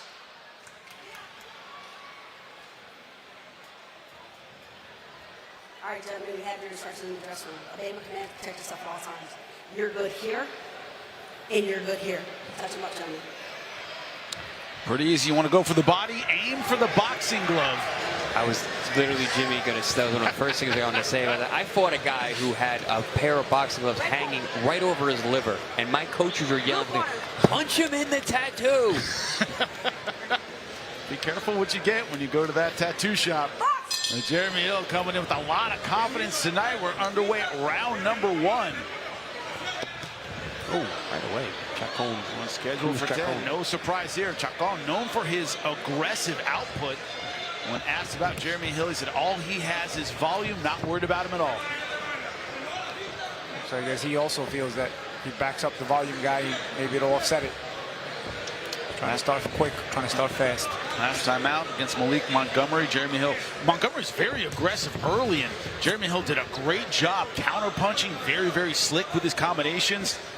Ended up winning that fight. Excellent fight, by the way. This is weight plays a big role in this fight. Cruz Chacon has fought at lighter weight, 26 and below, and Hill has only lost at 135 and up. Undefeated at this weight at 130. So these guys are meeting in the middle, and it seems that they're meeting in Hill's preferred weight class. His loss to Morataya, he said that it was the wrong weight class. He said, you know, that I'm more natural here, I'm better here. Well, he lost to two Philadelphia fighters. Yeah. Now here, Albright, who's an excellent fighter, who beat Kelvin Davis not too long ago, and he lost to Steven Ortiz, who was an undefeated, very, very slick Philadelphia fighter. All 3 of those fights were at 135 or above. Yeah, Paulie, when you talk about fighters, you always say, you know, get out your microscope, look in detail at the record. Hill has been brought up extremely tough. Yeah, and that's the thing. I mean, you prepare for a show like this, an opponent like this, already having had that resume. So it's why he's probably the favorite tonight. But Chacon is not is not impressed at all right now. He's been putting pressure on Hill since the opening round, seconds of the round. Hill needs to be careful going straight back the way he just did. And he's kind of nonchalant and lax so far to start this round. He's not active. He's not worried about Chacon. Chacon hasn't landed anything big, but Hill has not gotten much started so far. So I'm not giving Chacon anything to really worry about, guys. Chacon sparred with Fernando Lopez to get ready for this fight. He says, I sparred some tough guys, southpaw, rangy guys. I'm prepared for this style. Bernardo, excellent former world champion at featherweight.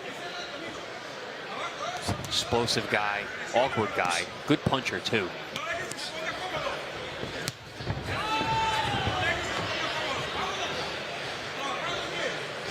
Maybe he'll expect Chacon to be a little wilder, coming throwing more punches. He's throwing combinations and getting out just like this, resetting. I don't know about you, Jimmy. He don't look wild to me at all. Nope. Look, he's very, very clean. Yeah, very composed. Yeah, maybe Hill taken aback by that. Yeah, exactly. Maybe he's thrown off a bit by a little hook there from Chacon. And look, Chacon is being smart. He's actually backing out after scoring. He's like, I've done enough to win this round. Good first round for the fighter from Mexico. Wow.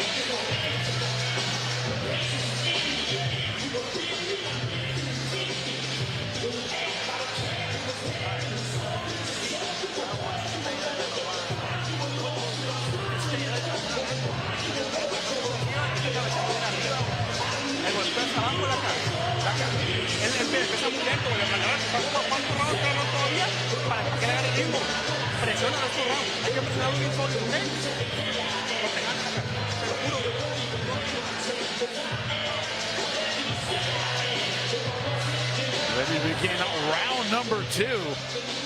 Jeremy Hill, Cristian Cruz, Chacon, and it's been Jeremy Hill kind of under assault in round number 1. No big punches from Chacon, but seems like Hill just couldn't get his offense going. Looking to counterpunch, couldn't make it happen. I don't know if it was so much that he couldn't. It didn't look like he even tried. Yeah. He was, as you said, champs, very nonchalant in that first round. But he does have 10 rounds to work with tonight. But you don't want to fall behind with a fighter from TJ, that's for sure. Tijuana tends to have very good gas tanks. They waited a lot in round 1, and so far in round 2, it's early, but Chacon getting off first again. Be careful letting a guy like Chacon get confident. And also, we talked about the height disparity, the reach disparity. Chacon at 5'5", he's used to being the shorter guy. You know, it's when a guy who's usually taller has to fight somebody and have a reach or height disparity. It usually bothers them a lot. Lennox Lewis, a great example, is kind of a different guy when he fought guys who were his size. True. Yeah, and Chacon, he's used to being smaller. Some guys are just really good at that. Like Manny Pacquiao was excellent at fighting taller opponents. Almost never had any trouble with anyone taller than him. You know, Oscar De La Hoya, myself, his last fight, Mario Barrios, Antonio Margarito. Hill has to be careful getting into your turn, my turn, because it's rarely his turn. He's not punching at all whenever Chacon is punching. And he's rarely first. So if you're going to fight a your turn, my turn first fight, you got to get off a lot, and Hill has not done that.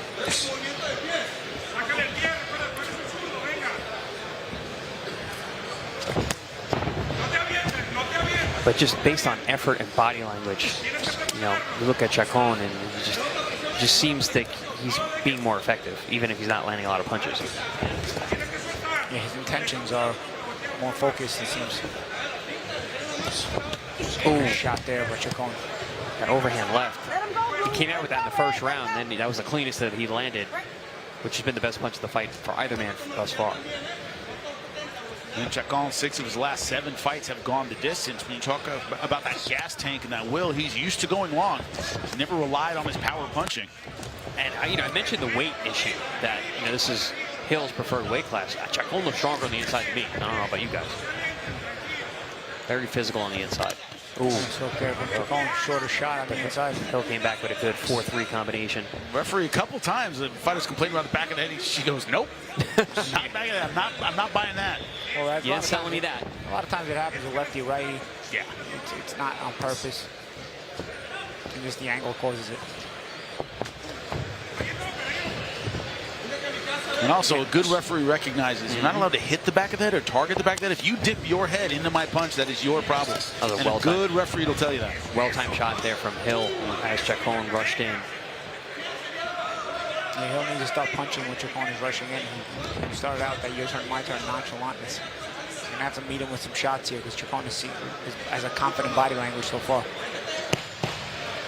One good shot's not going to win you the round unless you drop him, and he has not shown that he has the power to do that yet. Ooh, nice exchanges on the inside. He'll land a good power punch from that orthodox stance. Good right hand, but gentlemen, another part of it is Chacon at 5'5" doesn't present a lot of target. He doesn't stand very tall. He hunches down a lot. No, but he does have to be careful trading on the inside. Even though Hill's not matching him punch or punch, he is a sharp counter puncher. He needs to be careful not to run into something with his hands down. Very good, but so far Chacon looking good.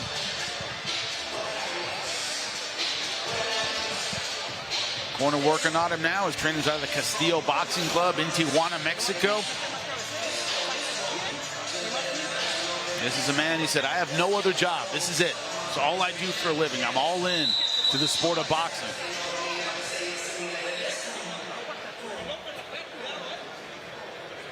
Jeremy Hill hasn't fought since that fight against Malik Montgomery. That was 189 days ago.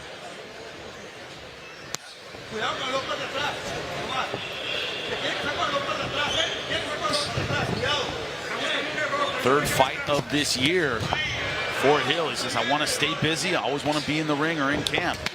Oh, good shot. Chacon putting him off balance. Yeah, good left hands there. He followed it again. I was just about to say, Jeremy Hill seems like he's going to stand his ground and look to counter now, and then he got clipped with a shot that rocked him back. He's trying that shoulder roll defense, but he's staying in the shoulder roll. The shoulder roll defense works best when you time it instead of just freezing yourself in that shoulder roll defense. You know, every now and then we have a guy like, for example, Akatsuki, who had, I think, one knockout in his career and then started on our air and started really turning it up with the power, surprising us. Chacon doing that tonight. Guy not known for his power, moving up in weight class, but he's really sitting on his punches. Akatsuki was a volume guy, was getting stoppage in the volume, and I think Chacon, you know, I mean, I don't know if he's going to get a stoppage here. It's too early to tell, but certainly he's gotten his numbers Respectable up here. power, Yeah. though. Respectable power for sure. I mean, listen, you can punch without being a puncher. You could be, you could have a good, solid shot without being a KO artist. So you can't always let the numbers of KOs fool you. Chacon looks like a physically strong guy. We're seeing that here. I think maybe Jeremy Hill taken aback by that power. Wasn't expecting this. Thought he could maybe be the boss in there, and right now Chacon being the boss. Honestly, I think it's more the aggression and the technique. I mean, Chacon is looking very sharp. Like, he understands what he is and what he's not, and he throws his punches with very little fat on them. Great counter there, attempted by Chacon. And not a lot of daylight. Talk about well, I mentioned the not banana peel bear trap. Got a guy who's got 7 losses. But this guy can fight. Almost the definition of a dangerous guy, which is what we like that here on ProBox TV. A lot of guys would avoid this guy like the plague. You know, I think you mentioned at the top that Jeremy Hill is on loan to us by OTX. You got to be careful of loaning out your fighters on our air. Yep. They're going to be in tough. But they got to know that by this point. Yeah, the secret's out. The secret's out. Everyone knows if you come on a ProBox TV, you're looking at 50-50 fights. Doesn't matter what the record says.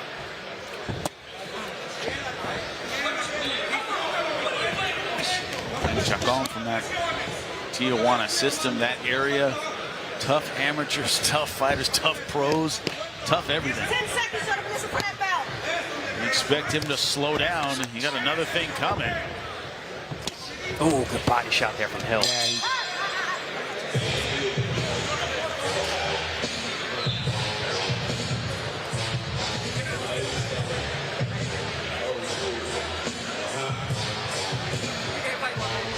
Well, then push it back. All right.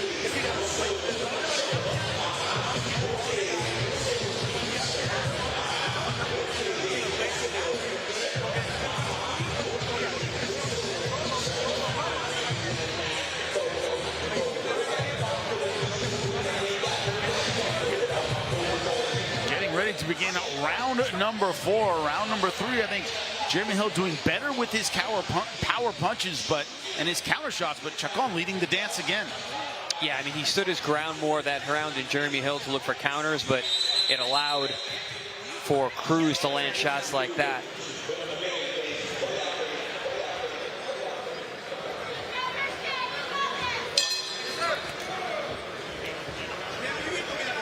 This one's scheduled for 10. As you said early, Paul, you don't want to fall behind against Chacon and end up having to catch up late. Nah, because you can see that he's in shape. He's got a confident rhythm about him. He's aggressive. And if you're going to have to, get aggressive back towards him and go away from a game plan that might work, just to try to make up rounds. So there's a clash of heads there. Hill was going for that Hill's body shot counter again. Yeah, Hill's body language, though, he just hasn't been he's not switched on. Yeah, even from the beginning, Good shot there, but Chacon again undaunted. You can see, speaking of using the term switched on, Chacon's been switched on from the go, champ. Yeah, absolutely. From literally the opening bell. Very determined. You can see it even in his face. His body language, the way he's throwing his punches, the idea of what he wants to do is very apparent. With Jeremy Hill, it seems like he's trying to figure out what he wants to do. Yeah, and he's not really creative with it either. He gives one look, looks for a couple of shots, but he gets outworked, out-efforted, if that's a word I can use, I guess, Outworked works. As you said, well, kind of waiting on Chacon to do his thing, and Chacon leaning very efficiently. Because it's not just outwork, champ. It's like Chacon wants it more too. Yeah. You know what I'm saying? No, I understood. It's the body language. It's the mentality in the ring. He'll just, it's like he's sleepwalking through the fight. See there, he goes back, no return. Decides to throw 5 minutes later, throws a right hand. You see, even when Chacon's not in range, he's bouncing, he's engaged. Beautiful counter. And the taller fighter not able to make his jab work against the southpaw yet. So on the tail of the tape, height advantage, reach advantage so far a non-factor. That was a nice jab by Hill. Best jab of the night so far.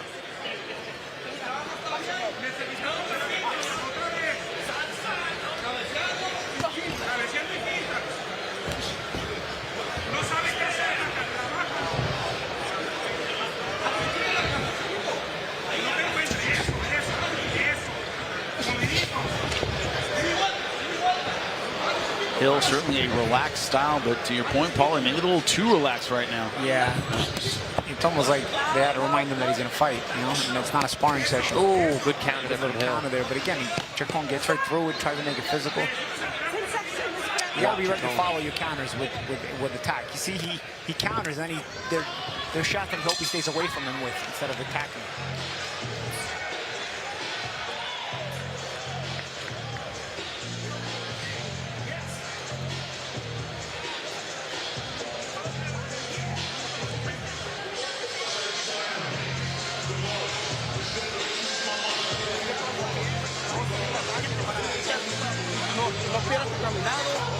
No pierdas tu punta y tu cabeceo, que eso es lo que nos está dando las oportunidades para poderlo trabajar.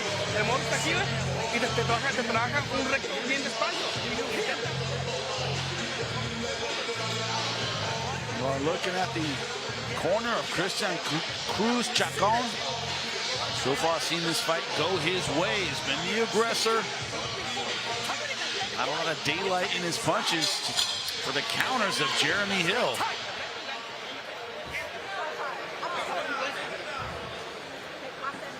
Smaller man coming up in weight class hasn't seemed to bother him at all.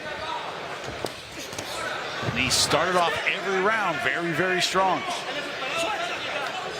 A lot of Vaseline over the eyes of both eyes. Now Hill turns southpaw here. I'm not sure if that's the answer, but we'll see. Chacon full-time southpaw. Jeremy Hill switching right now. Everybody's trying to be Terence Crawford, Paul. Pretty much everybody's trying to be Terence Crawford. I don't know. Look at those rough tactics on the inside. There's no effort from Hill. It's like he doesn't want to be there. It's like he hasn't wanted to be there from the beginning. It's almost like he thought he was too good for this guy, the way he nonchalantly came out in round one. and it never clicked to him that this guy's better than maybe what he thought. Well, I think it's clicked. He just doesn't have an answer. But well, you know what the problem is? When it clicks and you haven't expected it, now you can't engage in that kind of fight. That's why you should always be mentally engaged that a fight's going to be tough. So just in case it is, you're ready for it. Well, if you didn't get the memo that ProBox TV was going to be tough. Yeah, yeah, it's a good point, yeah. Whose fault is that? Yeah, switching back to orthodox. That experiment is over. It didn't work out. He got hit a lot. Certainly did not.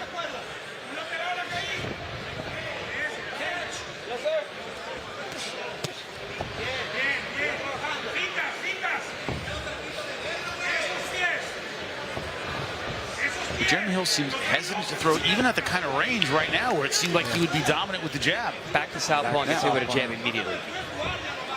Lands a decent overhand left, but it's almost he's pushing those punches out. No, there's no snap on them. No. There's a good snap on the Chacon shot, though. So almost like he's aiming them.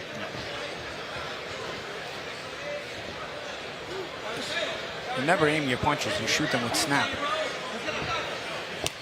Ooh. Lead hook and a hard jab. A trade jab. Oh, good left hand, but then right back comes Cruz Chacon.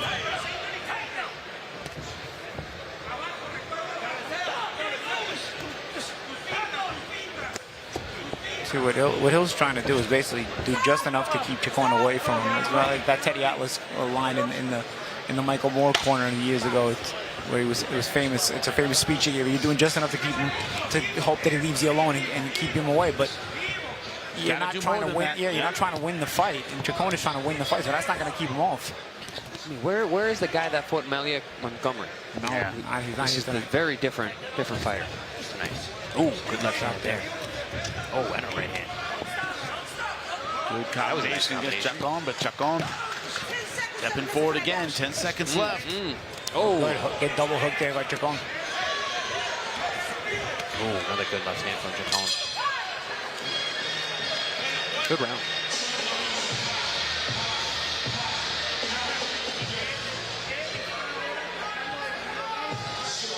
You gotta get your hands back to your face.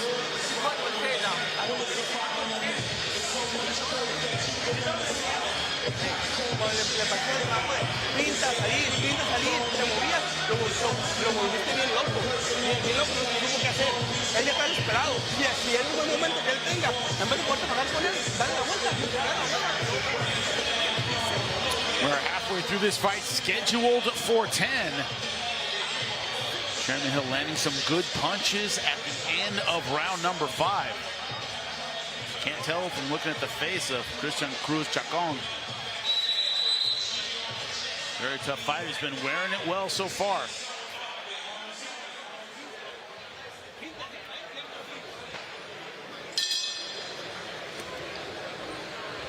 We're underway round number 6. Jeremy Hill, the taller, rangier fighter. He's in the white, purple, and green. Chacon in the green, white, and red.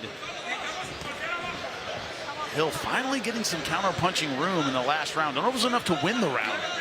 He started fighting back. Let's see if he can hold that mentality, because you just entered the second half of the fight. Maybe you can fight your way back into this thing, but it's going to take a big effort now. Looking at the faces of both corners of these men, very tense.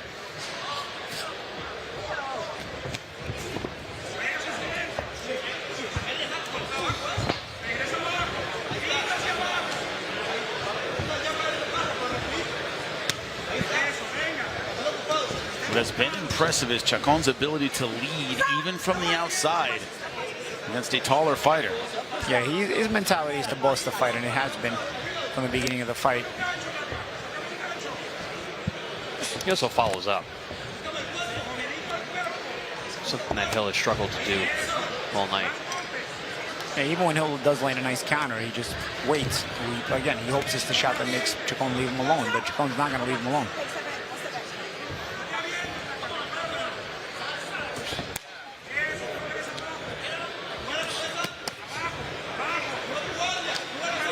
Good body punches. Backing Hill up again. The corner of Chacon is calling for the body shots, but it allowed Hill to counter upstairs. Got to set those body shots up.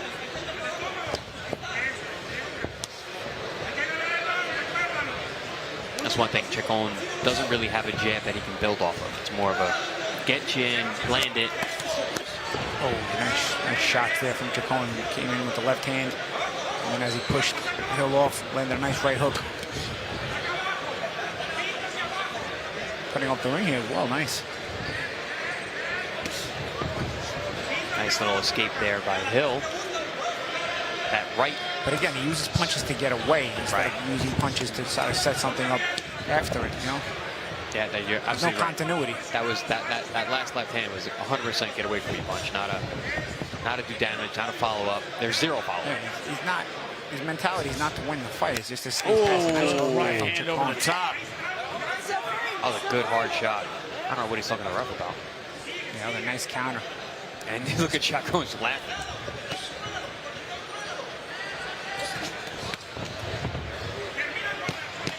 You see Chacon cutting it off. Chacon's a rough cat, man. Tijuana, right? Yeah, but he's skilled too. You mentioned him cutting off the ring. We see high-level fighters not cut off the ring as well as this guy who has 7 losses is.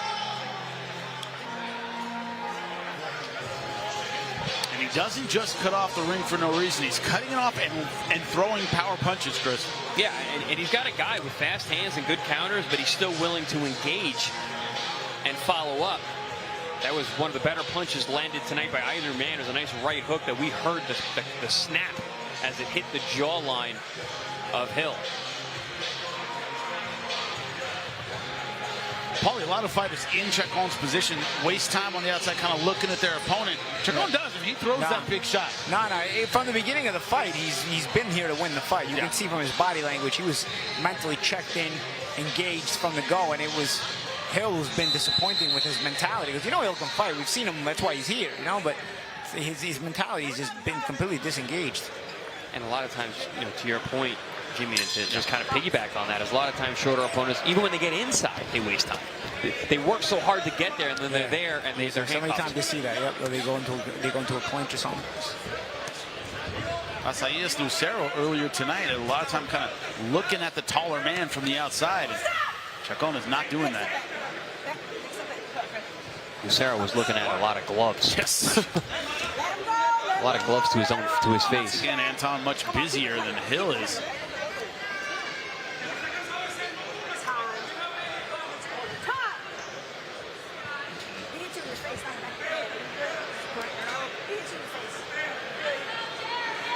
This referee taking no crap at all. Cannot play with her. Love it. She doesn't play. He did get him in the neck, though. He did. He'll wrap his arm around his neck, around Chacon's neck. Yeah, Chacon's like, all right, I guess I'm not going to get a free break here. Obviously wasn't bad either way.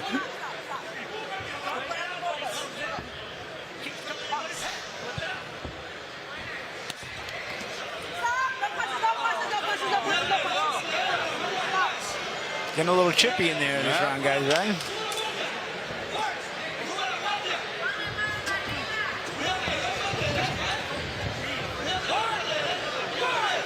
Bound to get awkward when you have two guys with different builds, different styles, different stances, and even different mentality tonight. As you said, Paul, on the outside, he's bouncing, he's moving. Hill has changed stances, but given the same look constantly, you know, not changed levels, not really fainting. Or he's also throwing punches like it costs him money. Yeah. And like I said, even when he throws them, sometimes he looks like he's aiming them.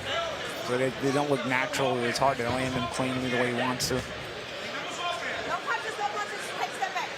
A lot of defensive moves without a punch in return afterwards.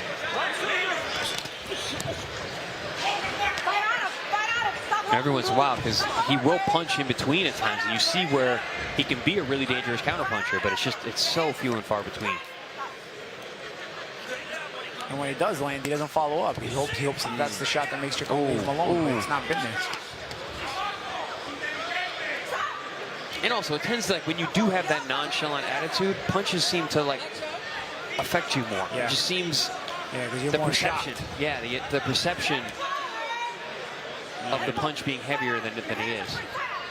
This is an incredibly awkward round. We're seeing a ton of clinching, holding. The referee earning her money in this round 7.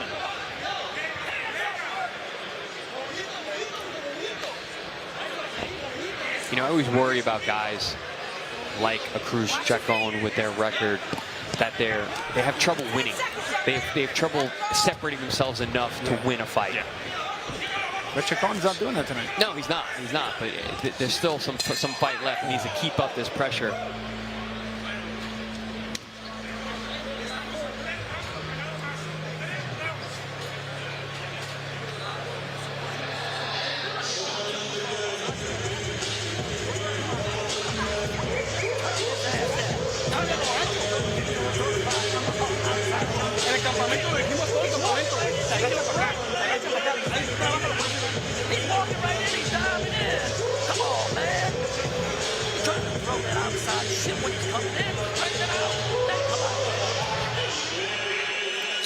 Welcome back as we're getting ready for round number 8, scheduled for 10. Round 7 that had more grappling than punching. As much as I appreciate grappling, the referee had to separate them a lot. Could be a little frustration on the part of Hill, who's had trouble with that inside style of Chacon. Go right back to it.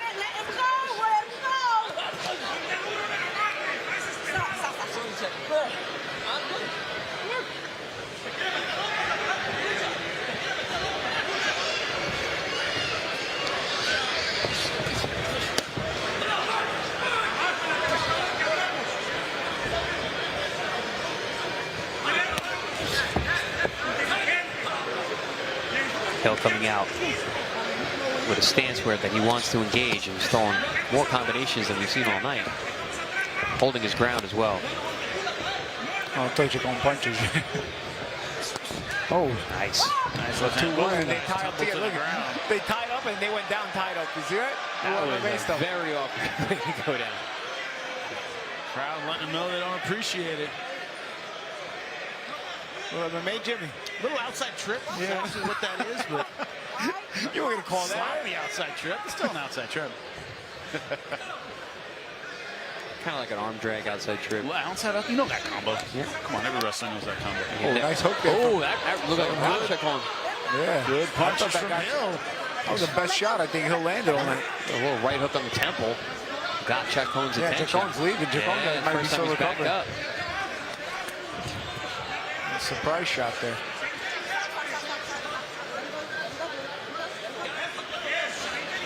Yeah, I don't think he liked that shot. Hill might have an opportunity here.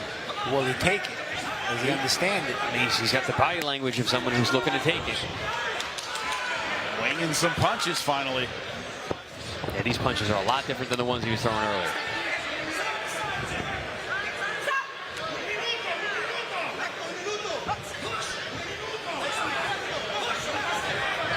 First time, Chacon circling on the outside. Yeah, he's in stalk mode for the first time. Now it's Jeremy Hill pushing forward. Oh, good hook there from Chacon. Hill again, not changing levels or anything, just comes in straight with his head up. Gets caught with that hook.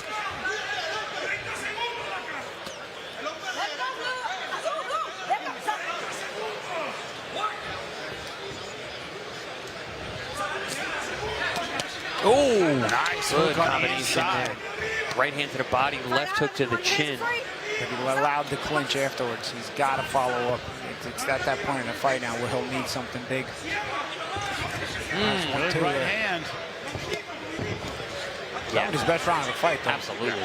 The problem is it's just one round, so unless something drastic starts to happen, I don't know if he can get himself back into the fight mathematically. It seemed like he was getting into it with his corner, was Hill.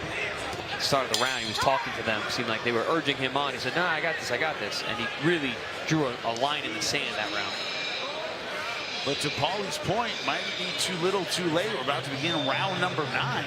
Still got 2 to go, though. What the scorecards might be saying right now, but Paulie, to your point, it might be too late for him to get back in it in terms of the scorecard without he may need some knockdowns, you know. And although he seemed to buzz Chacon a little bit that round, I don't know. It's gonna take a big effort. Does he have that in him to try to even go for that? We have not yet seen Chacon wobbled. He's been steady on his feet throughout this fight.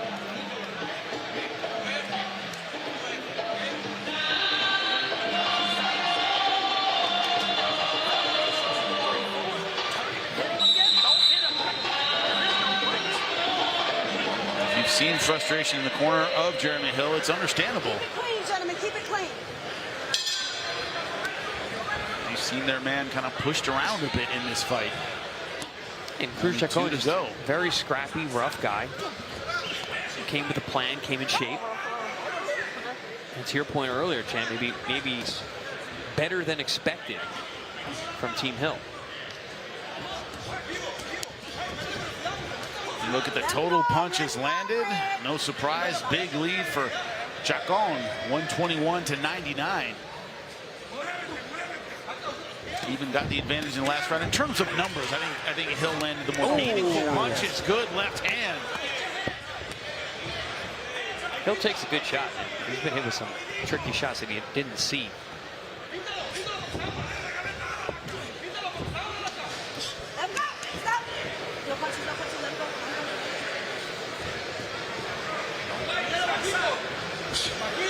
Although having a good chin doesn't score any points. Good another attempt there. Yeah, he landed that before. I think he went for it again. He has to keep himself together, though. He gets a little bit wild at times. Yeah, he's falling apart a little bit here late in the fight. He's some of the fatigue as well. Well, he's been working, to your point, Paulie, from the start of every round, from the beginning. Yeah, he tries to set the tempo early to really try to put Hill on that defensive mode. And a lot of times it's worked. It's almost like Hill buys what Chacon is selling, you know, instead of meeting him with attack himself.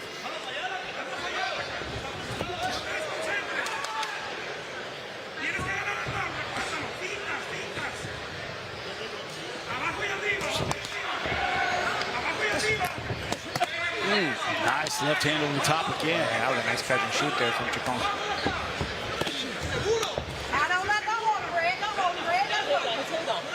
Hill needs to do more of what he did in the last round, where he held his ground and let those hands fly in combination.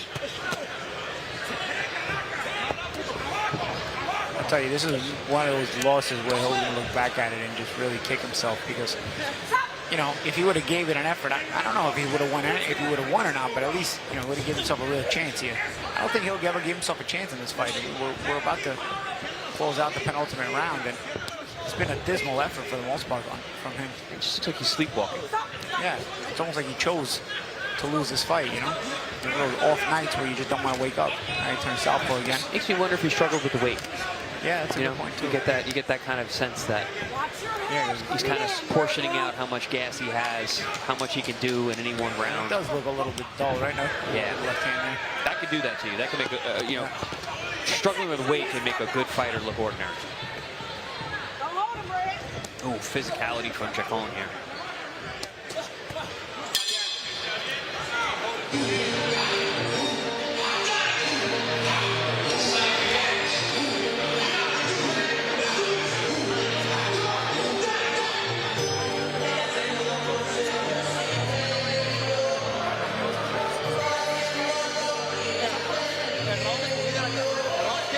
Here inside Osceola Heritage Park, this is the 10th and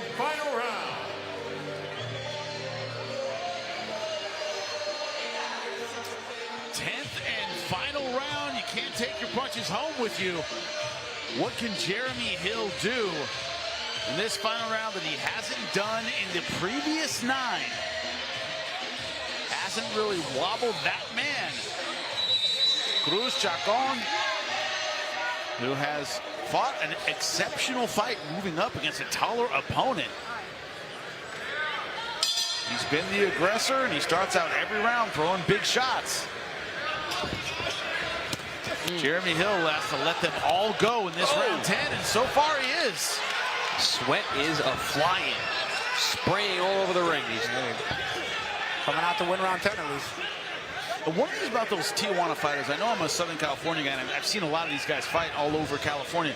They just wear damage well. It's just like you just got to unload on them. And a lot of times, not Mexican big fighters. A lot of Mexican fighters in general do that. Dude, yeah. just remember Chavez never had any. Yeah. Tough skin. And Canelo wears it well too, actually. Yeah. Yes, he does. And Canelo, being very fair-skinned, also still wears it well for. It doesn't matter. Mexican fighters can just. There's not a mark on. There's not a mark on. On He's even some good punches. Yeah, absolutely. And their heads will come together. Yeah. But as they say, the just look at him argument. Well, he doesn't look like he's taking a lot of punches. Yeah. Yeah, they just look at him argument. It's for amateurs, though. It's for civilians, right, Paul? Yeah, it's civilians. Yeah. Some guys got scar tissue, they cut easy, you know. That's a casual way to score a fight.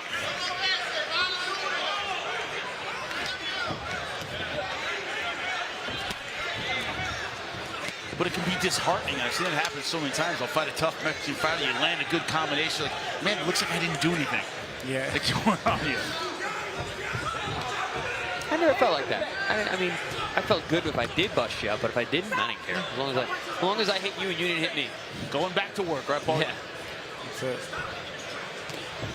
Name of the game, right? Hit and don't get hit. Let's see how this 10th round closes, guys. I remember I fought a really tough, awkward, counter-punching southpaw. The guy hit hard, and he didn't hit me almost the whole night, and had a good performance. And then right at the end, we clash heads, and I got this wicked black guy, and I'm like, man, all the things. 7.5 rounds, didn't get touched, and now I got a black eye for no damn good reason. Yeah, it comes with the territory, right? Yeah. When you're young and on the come up, the things that bother you are non-consequential.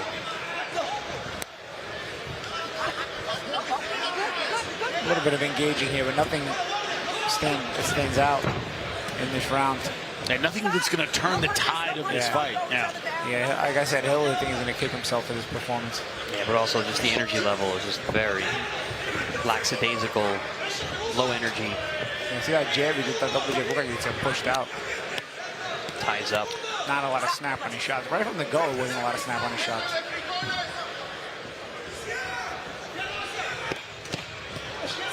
But also, the secret's out about Chacon. If you have a guy that's tough, maybe undefeated, on his way up, keep him away from Chacon. That's a tough customer. Or if you want to test him, if you think he's ready. Right.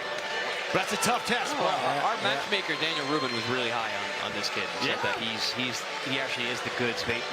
Don't be surprised if he goes out there and puts on. Right. Hill coming up saying hi to us. We appreciate it.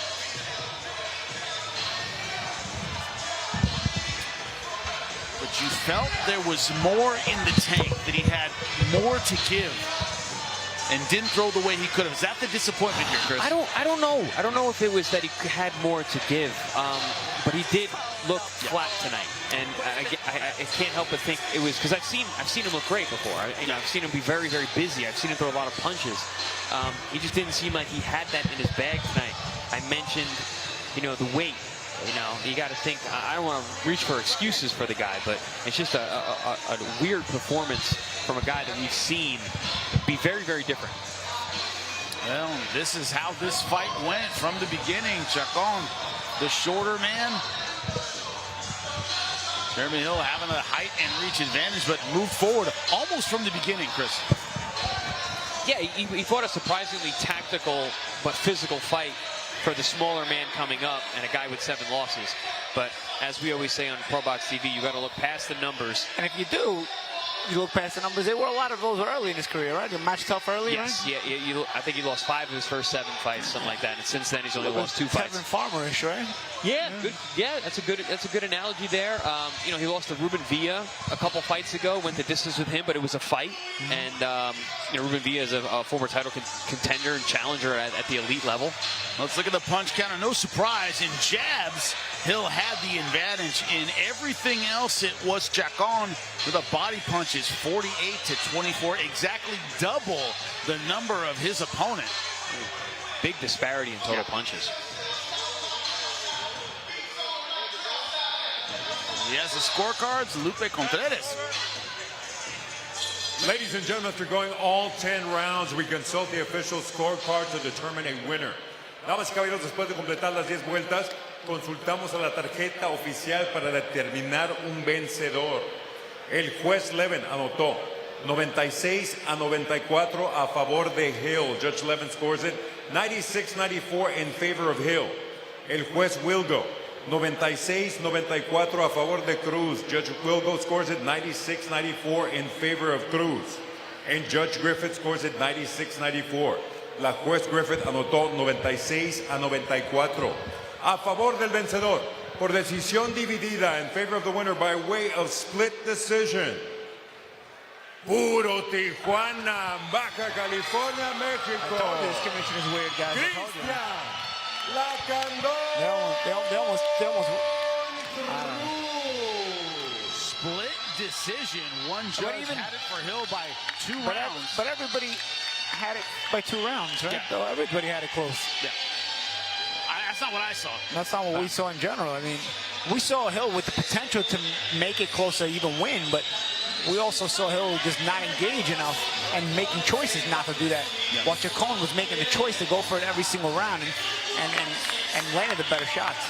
Champ, you mentioned that Hill's going to look back on this fight and see a lot of missed opportunities, especially now when you hear the scorecards. It would have taken very little to have actually come away with this win. And whether it's a split decision or not, whatever, a little bit more. It's one of those fights, though, I want to be able to go to the judge. What were you watching exactly? What was it? It's a weird fight. It was a weird fight. But it was pretty much the same every round, though, you know? One of the things we did not see was a fight that was close. But Chacon getting the decision. One thing we can say is at least the right guy won, according to what we saw. And that was Cristian Cruz Chacon. He moves to 24-7-1. We just said it. Awkward fight. A little bit strange maybe, but a fight that Jeremy Hill is going to regret maybe not quite doing enough. Well, I mean, I'm saying it's only strange because we know what Jeremy Hill can do and has done in the past. That's the reason why I say it's strange. Other than that, it wasn't necessarily a strange fight. Well, a lot of clinching. It was a little bit awkward. You know? But it's, you get opposite stances, opposite styles, different heights, like you said. Well, when we come back, as we roll on our co-main event, Moreno, Garcia, when we come back. Live from Lakeland, November 7th, the Contender Series returns. In our main event, Puerto Rican welterweight star Nicholas Flas puts his 15-2 record on the line versus the undefeated Delante Johnson at 16-0. Also on this action-packed card, 3 undefeated fighters putting their records on the line. Senbatar Erdenbot, Katsuma Akitsugi, and Central Florida's own Dominic Valle.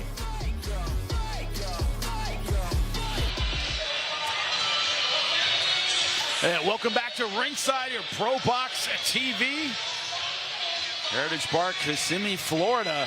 An outstanding crowd tonight. Very pro-Puerto Rican, but now you have the fighter from Long Beach, California, Emiliano Moreno, taking on the fighter from the Dominican Republic, Raul Garcia. Emiliano Moreno undefeated in his young career, 12-0. 7 wins by knockout, been brought up here on ProBox TV. Last time out, fought a guy you know very well, Chris, because you fought him too, Eric Bonet. Probably the biggest name of his career. What did we learn in that fight? We learned that Eric Bonet has seen better days, but we also learned that Moreno... That Father Time gets everybody. That Moreno can deal with an experienced and durable foe. And he went out there and he looked fantastic from the opening bell until the fight was stopped mercifully by the corner. Moreno was all over him. And all the veteran tactics and tricks that Bone was trying to dig out of his deep bag did nothing to the youthful exuberance and skill and size of Emiliano Moreno.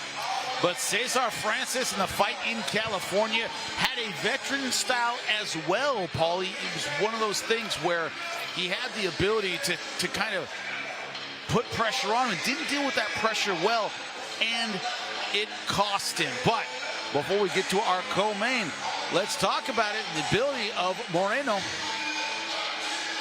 discussion of Emiliano Moreno, in his next step-up fight, because every fight the kid fights is a step-up fight. He's fighting Raul Garcia, who in his last fight fought a Fight of the Year candidate, if not the Fight of the Year last year, against Vladimir Hernandez, who we've had rip-roaring on our shows on ProBox TV. Very, very excellent Dominican fighter. He can box, he can punch, he likes to fight.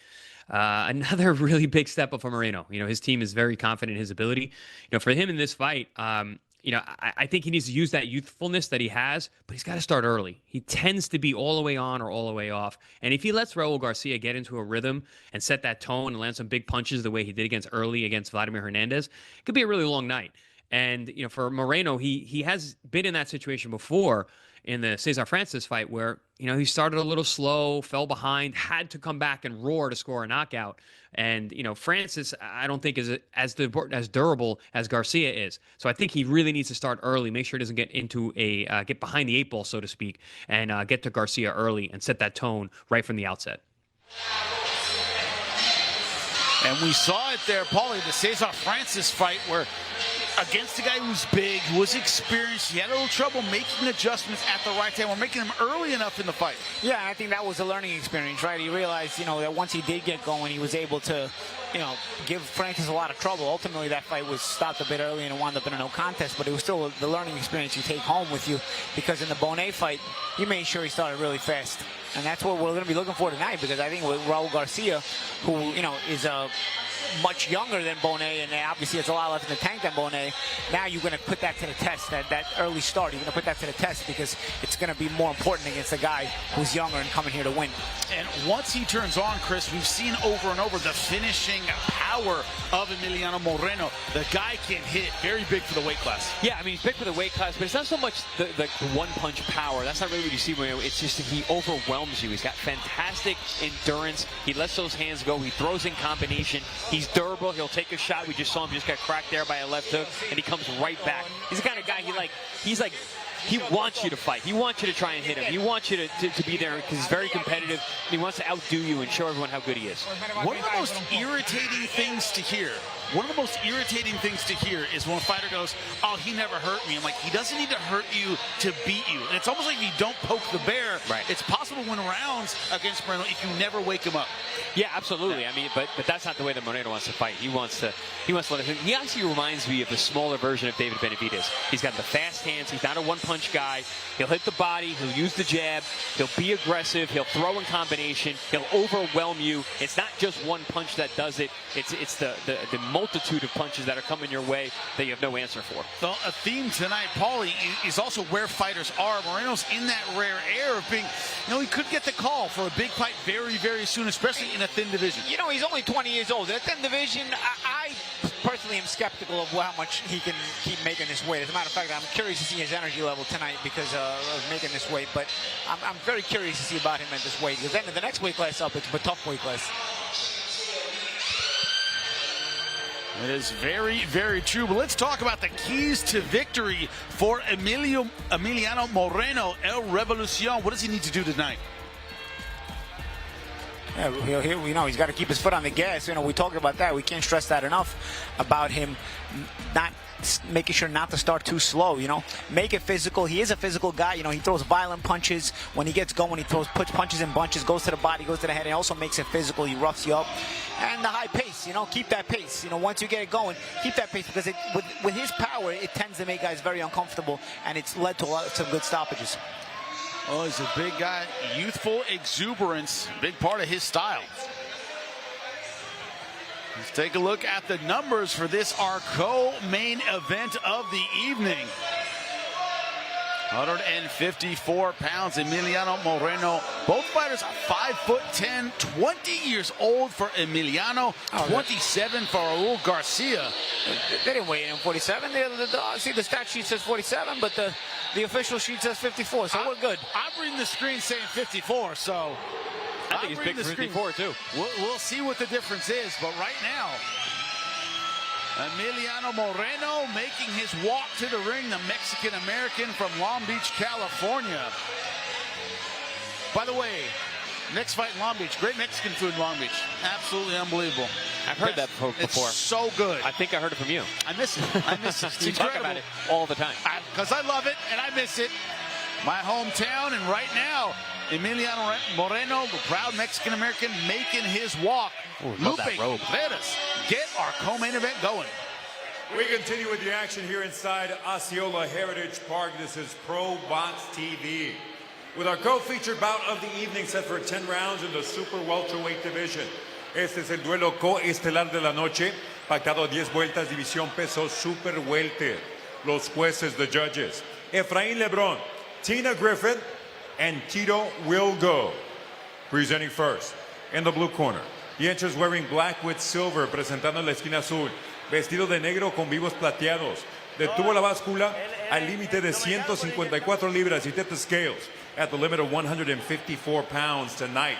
He accepts the challenge and takes on another undefeated foe with a record of 14 victories against only 2 losses, 1 bout even, 12 of those victories coming by way of KO. Esta noche acepta el reto y se enfrenta a otro rival invicto con un récord de 14 victorias, 2 derrotas, 1 empate, 12 de sus victorias por la vía del knockout. Repping the DR Santo Domingo, República Dominicana, el domador Raúl García. En la esquina roja, vestido de blanco con color plateado in the red corner, wearing white with silver trim. He weighed in at an identical 154 pounds. Su peso oficial, un peso idéntico de 154 libras. Esta noche, este peleador con la mano pesada lo arriesga todo, incluyendo su récord invicto de 12 victorias. 7 de sus victorias por la vía del knockout. Tonight, this heavy-handed fighter risks it all, including his undefeated record of 12 victories. 7 of those victories coming by way of KO. Repping the LBC, Long Beach, California, Emiliano, El Revolución Moreno. Our referee, Michael de Jesus. All right, guys, the rules were told to you in the locker room in the corner. You both know what I expect. Anything under here will be low. Abajo de aquí va a estar mal. Toca what si quiere, touch those if you want to. If not, go back to your corner. These men turned pro on the exact same day, and they meet in the ProBox ring now. Moreno, at that time, only 16 years old. Ready, move. Ready. Ready. And we're underway. Round number 1. Emiliano Moreno from Long Beach in the white and silver trunks. His opponent, Raul Garcia, in the black. I'm curious about this weight because this is our first time seeing Emiliano at 154 pounds. First time I'm seeing him in the ring with a guy that he's not much bigger than. Yeah, and Garcia fought Vladimir Hernandez, so we should have kind of realized that. At 54, right? At 54 well, I thought maybe he was going down. But Garcia looks to be in fantastic shape. I could tell that when we did our fighter interviews. He looked lean in the face. He sounded energetic, very confident. Said he had a fantastic training camp with excellent sparring, training in New Jersey. Now, taking you back to that fight against Vladimir Hernandez, he rocked and dropped Vladimir Hernandez in round number 3. The referee, I thought, took a ton of time to get them back together. Knocked down later twice in that fight was Garcia, but he certainly has power in both hands. Vladimir Hernandez has an iron chin. He wasn't just knocked down. He didn't just slip. He was wobbled. Garcia could box, too. Yeah. He's got good skills.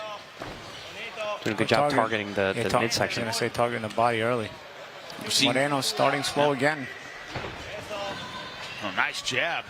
Caught Moreno coming in. You already see on the ribcage a little red mark from that right hand down low to the body. Nice strafing right hand from Garcia early on. There's that little twitchy explosiveness that we see from Emiliano become his calling card. Yeah, Garcia trying to control subtly with body shots, trying to maybe if he figures if he lands enough good body shots, it'll prevent those subtle explosions that Moreno tends to come out with out of nowhere. Really good level changes from Raul so far.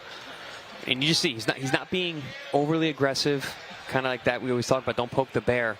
Because once Emiliano gets going, man, he's really tough to deal with. It's like trying to stop a cart from rolling downhill.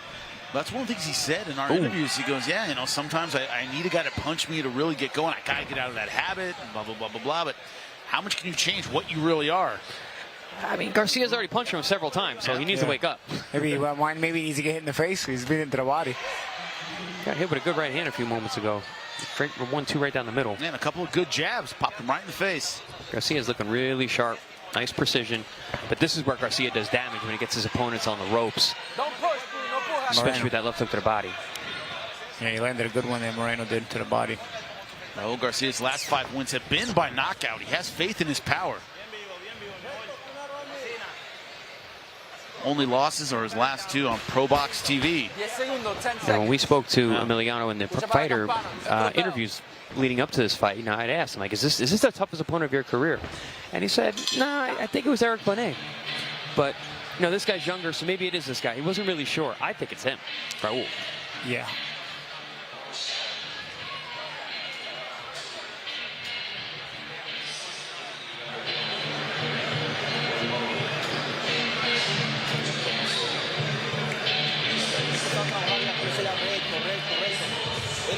Quiere mantenerte con este jab activo, todo lo que quiero hacer nomás cubre, güey, y regresa con tu jab. Cuando vayas para frente, muéveme la cabeza, y ese abajo. Ya me pisaba arriba, tocar nada más. Yo lo que quiero ver, sí, saque mucho la gente y engancha arriba, ¿okay? Into the corner of Raul Garcia after a good round number 1. Not a ton of action, but standing his ground in spots, good sharp punches. Talk about his boxing ability. You said he trained in Jersey, had great sparring. He acknowledged it when we talked to him. My back's against the wall. I can't afford another loss. I mean, I've never seen him in this kind of physical condition. I mean, his body looks better than I've ever seen it. So he definitely took this fight seriously. He's definitely in shape. Ooh, good left hook. He got some good leverage on that one. If that's not the one that wakes up Moreno, I don't know if anything will. Good body shots and return fire from Garcia, though.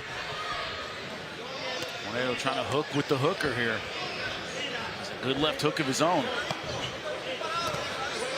Garcia did a good job of changing levels. Because Emiliano, he tends to fight tall, right? He's got a long torso. He stands tall. Acknowledges as well that Moreno is a younger, hungrier version of the fighters he's been facing. On ProBox TV, Vladimir Hernandez, certainly one of them. Well, you know, what I was saying before the break, that, you know, he had said that he thought Eric Bonet was his toughest opponent based on the experience. I really think he was overlooking the skill set of Raul Garcia. We've seen him, obviously we saw him lose to Vladimir Hernandez, but, you know, Vlad was on an absolute tear at that point. And to his point, he said, he's like, yeah, he got a 12 or 13 second chance to get up from a knockdown, so really that could have been a knockout win for Garcia. But he also has boxing ability. He can punch, he can box, get the guy in shape, and he's a real problem. Can Moreno figure out a way to close the gap here? With Garcia using his lead hand very, very intelligently. Garcia's starting to back him up. And also, Garcia against Vladimir Hernandez got worn out by Vladimir Hernandez's pace. Moreno so far hasn't put the kind of pace on Garcia that makes you test your endurance.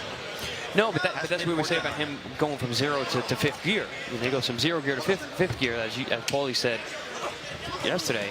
And this is where we got to see him wake up. Nice left hook. Because you don't want to fall behind with a guy like Raul Garcia. But the one thing Garcia has that maybe some of the other guys didn't have is a good jab. That can prevent you from going up the gears and offset your attack. Well, that was one of the things that gave Emiliano trouble against Cesar Francis. Yeah, it was a busy left jab. But Francis is not the most durable guy. Garcia has shown to be quite durable, and he's a bigger fighter. He's been in a higher weight class.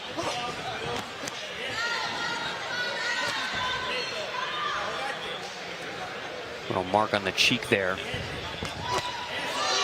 Nice job switching from jab to left hook. Good body shot there from Garcia. Sneaky shot. Garcia so far winning the battle of the lead hand. That body shot bothered him. It was a tricky little left hook under the ribcage, landed by Garcia, that Moreno felt. See the eye feints by Garcia, looking down, throwing the shot up. Good stuff again in round number 2 for Garcia. And you may have said it, Chris, when he ate that body shot, went to the ropes, rolled up a bit. It's rare that you see Emiliano take backward steps, and we're seeing that. We saw that here in round 2.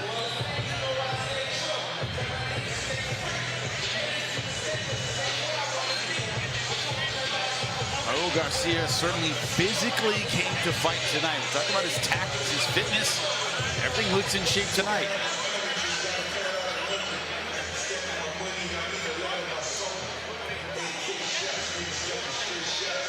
Moreno said, I'm going to start faster in this fight. Boy, I'm going to come out. Hasn't done it yet. It was opposite day when he said it. Not quite. I didn't think about that. Opposite day. Didn't think about that.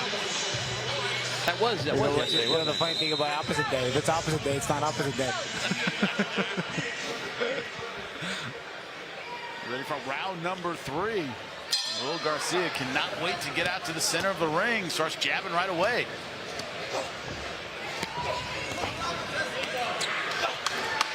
So far, that jab kind of offsetting the power of Emiliano Moreno, Chris. Yeah, and it's preventing him from being able to close the gap when he wants to.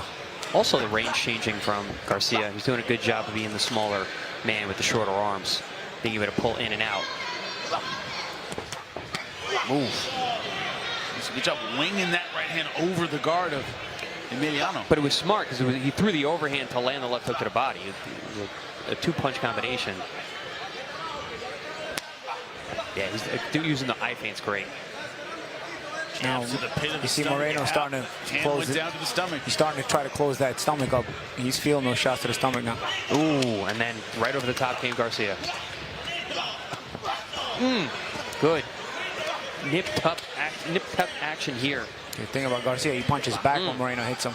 He does not refuses to let himself get overwhelmed. And this is what Moreno has to do. He has to make it physical, like we said. He's got to attack here. Moreno's at his best when he's fighting like a burning building. Just a raging inferno. Hasn't opened up like that so far against Garcia. Again, Garcia with those level changes. Oof, stab jabs. Man, his stomach is bright pink. Nice left hook. These guys are digging in hard. You could just feel the tensity. The tension, excuse me, the intensity and the tension building between these two. I like that intensity. It's like, yeah, I mean, it's a combination of intensity and tension. Oh, making a new word to describe boxing here at ProBox TV. That's what we do for you. They traded a combination. There was a Raul Garcia jab and Emiliano Moreno a left hook. Oh, left hook again. Look at this action, back and forth. But Garcia just planting his feet and going, okay, I'm right here in the center. Yeah, and he's giving different looks. Yep. And it's confusing Moreno. The problem with Moreno is he gives only one look and one height. Garcia staying disciplined to that midsection. And Moreno lands, it's one punch at a time. Whereas you see Garcia setting up a series of shots. Oh, good shot. Beautiful counter. What a counter. 4-3. That was... And that's the explosiveness of Moreno we were talking about. Yeah. Now Garcia's hurt. He's hurt now. You see it in his eyes. He is stunned. But fighting back. This is what happens when Moreno wakes up.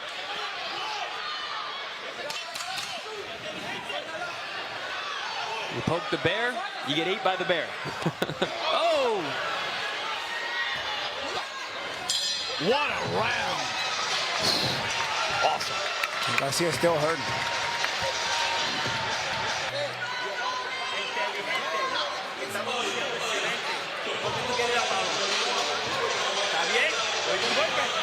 No te preocupes, mi amor. Esto es boxeo. Esto es boxeo, chulito. Deja la cabeza ahí. Deja la cabeza ahí. Oye, inteligente. Round number 4 ready to get underway. Round number 3 where Emiliano Moreno began to open up with his punches, Chris. I mean, one of the sweetest combinations counters I've ever seen, which the truck didn't get there. It was that we're not going to see. It was a 4-3 uppercut hook that started all the troubles for Raul Garcia. Yeah, catch and shoot too. Oh, it was awesome. Really, really beautiful shot. An uppercut and left hook combination off of the catch and shoot. And that's what makes this kid special, being able to return fire in a counter with combinations. And power punches landed. Garcia having the advantage, but Moreno starting to take over. You see 19-14 in round number 3 as it's heated up.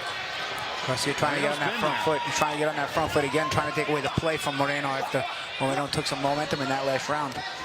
That last round, it was all about the pace of the round. You saw the pace building and building and building, and that's where Moreno is special. Garcia can box really well on the outside. He can set the plate. He can set things up, set traps. But when you start going faster and faster and faster, that's where Moreno makes those quick decisions. He's not even thinking. He's just reacting. Garcia trying to take away the play again from Moreno. Slowly going back to disciplined boxing. And what we're seeing more and more, gentlemen, is these fighters from the Dominican Republic are getting better and better and sharper and sharper. And Garcia definitely part of that.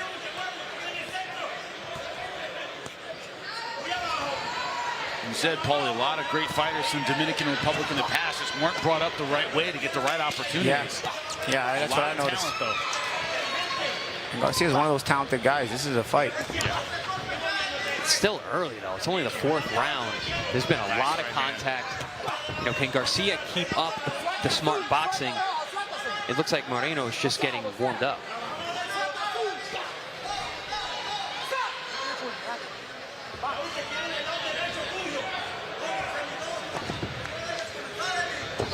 Oh, nice little pyramid sidestep. It was a pyramid, right?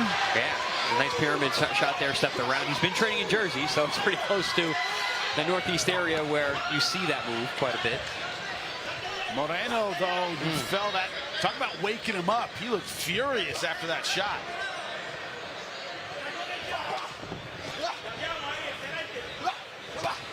The thing about Emiliano, man, he shows really impressive durability. He gets hit with some big clean shots to the head and the body and usually responds immediately. Nice to be young. Oh! Nice right hand from Garcia. Left hook. This is where Garcia needs to be careful, though. Moreno's still dangerous. The more this turns into a firefight, the better it is for Moreno. Garcia needs to keep it a boxing match. Well, he has done a good job. He goes back off the jab. I think he's won this round, guys. Oh, yeah, for sure. But then he gets overexcited and he gets countered. A fight has broken out. And to your point, Chris, that might be to the detriment of Raul Garcia. He wants a boxing match. He wants it cool. He wants it slow. Right. And Moreno wants it to be a raging inferno. But I saw at the end of the round, Garcia try to get back to that jab as well. You know, he landed those big punches, but instead of, you know, allowing Moreno to get back in, he landed these big shots. So you can see here, there. That was the hardest punch landed tonight. And he follows up with a left hook as well, right there. Yeah. That was a hard shot. And then he went back to the jab afterwards. Set up by the jab. And watch, he throws the 2 to land the 3. Very, very smart maneuvers by Garcia all night tonight. You know, I always say it all the time. If you're a ProBox team, this is a guy, Raul Garcia, that would usually be a B-side walkover. All Moreno's the big name. Raul Garcia came to fight. He came to win. I don't want to say I told you so, but I was saying this guy can fight. Yeah. And this is a really tough step up. Yeah, I think we learned that in the Vladimir Hernandez fight. This guy can fight. But also the Leonardo Ruiz fight, which is another fight on our air that he lost by split decision against another top young prospect. He was very much in that fight as well, and I don't think he was in good shape for that fight. I think he was just fighting on skill and will. Tonight, he's obviously in very good condition. Let's see if he can keep it up. Still a lot of fight left to go. And what's so interesting, it's not as though Brandon Moreno has controlled the power punching. Like, even on the inside with the hooks and the right hands, Garcia has done very, very well. Jimmy, who is this Brandon Moreno? Emiliano Moreno. Brandon Moreno fights in the UFC. Emiliano Moreno fights in boxing. And when I think Moreno, a lot of times I mess with former UFC 125 This guy's getting a lot. This guy's getting a lot of play on our end. Yep. So used to saying Brandon Moreno, but Emiliano Moreno. It's not as though, Garcia has just won the jabbing battle. He's done very well with the the power punches. Yeah, for sure. And I mean, he's setting him up with the jab, though. This is not just a jab. It's a jab as a placeholder for combinations and power punches. Ooh, good counter there by Moreno, but it's one at a time. Oh, nice left hook. These guys are training with deadly punches. See, Garcia doesn't lose position, though. He stays balanced, so he's able to fire back. That catch-and-shoot uppercut from Moreno is nasty. Paulie, off air, you and I were talking a little while ago about a mutual friend of ours, Antonio Tarver, from up in this neck of the woods, and you said he never broke position. That's what made Tarver so dangerous and so good. He never broke position. Raul Garcia, obviously different level, but not breaking position even under duress. Yeah, and what happens when you don't break position, you're able to fire. You're able to surprise your opponent, even if they think they can't get too froggy, so to speak, with their offense, because you're able to fire between their shots because you have the position. And that's what Garcia's doing. If you notice, any move Garcia makes, he's able to fire shots off.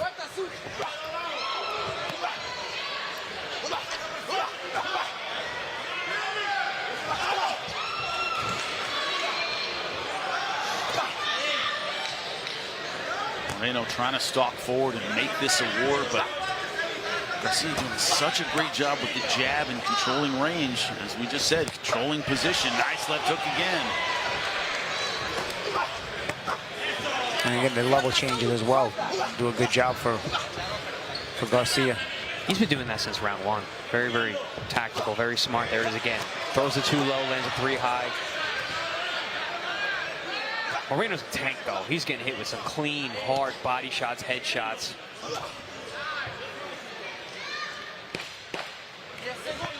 There it is again. Too low, 3 high, goes right back down to the body.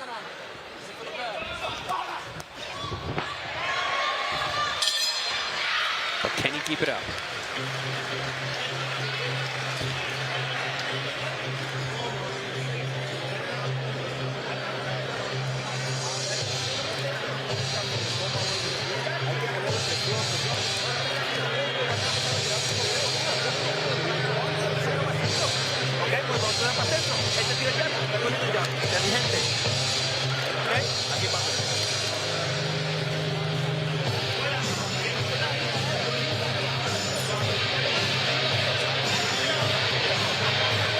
Round number 6. We're halfway through this fight, scheduled for 10.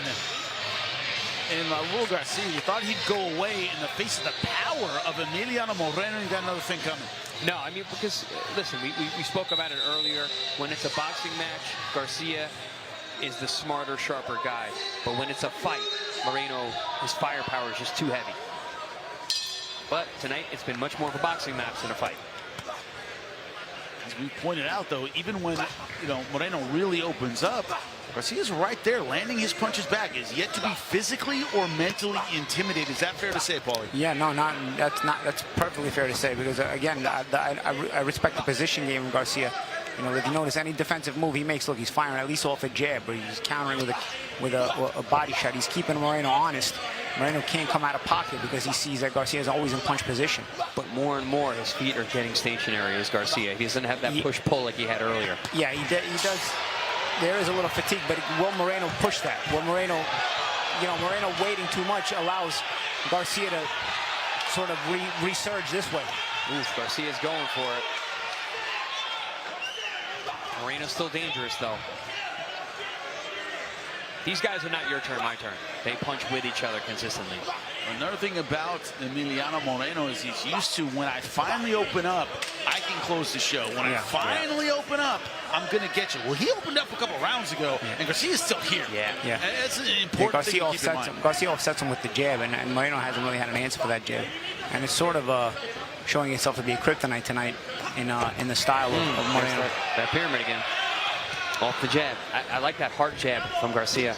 Just thinking that was a stand. Good right hand. Garcia's got a chin on him. Yeah, Garcia's taking them shots better now than he was earlier. Ooh, good response from Moreno. More and more they fight like this. Getting real chippy. Can Garcia keep it up? But you said before this fight, Chris, that Moreno isn't. Good right shot, and Garcia takes it. a one-shot power that overwhelms you. He hasn't been consistent enough to overwhelm Garcia. Garcia is there in the middle. No, consistency has been the problem for Moreno tonight. That's usually where he's really good. But, I mean, his counters are so nasty. And Garcia just is very, very smart. But more and more, he's standing in front. He's giving opportunities. This is a fight that I think Garcia is comfortably ahead, but it's hanging in the balance because of the momentum shifts. You can't feel great about it. No. You can't feel that he's got it in the bag at all. You got to feel like you're on edge if you're in Garcia's corner. Sharp right hand. It's just Moreno takes the shots so well.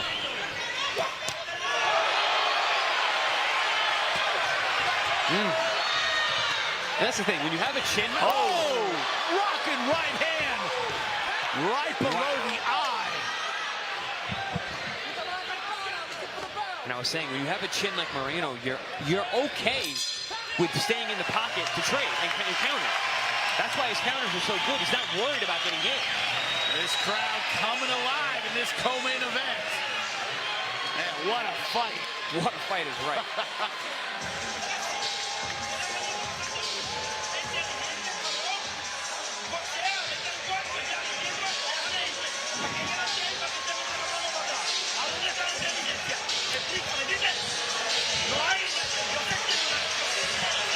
A lot of animation in the corner of Raul Garcia.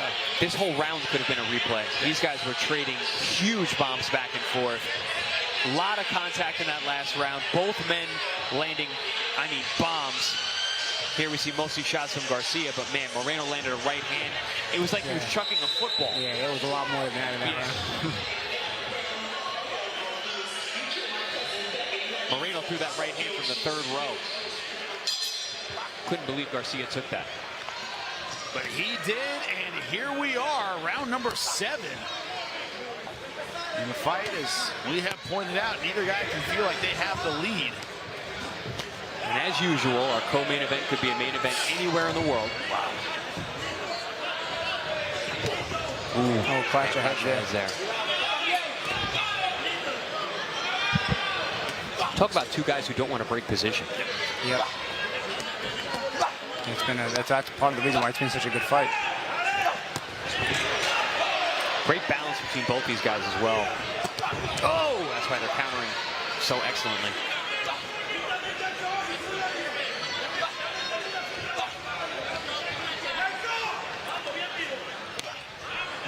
Moreno, when he gets behind his jab, he does have some success. In the corner of Raul Garcia, Coach Chino was yelling, boxing, boxing, keep boxing. Garcia's done a good job of changing that jab into a hook. He's had a lot of success with that tonight. And he puts the right hand right behind it, too. Oh! Garcia's got a chin, too. Can't forget about that.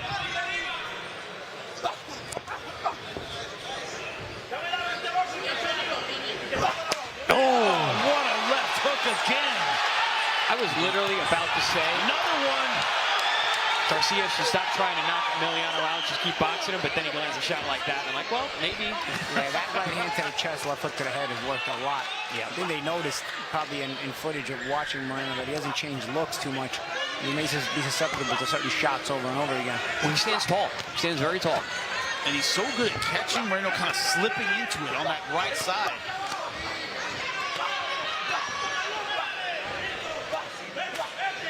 Nice head movement there from Garcia.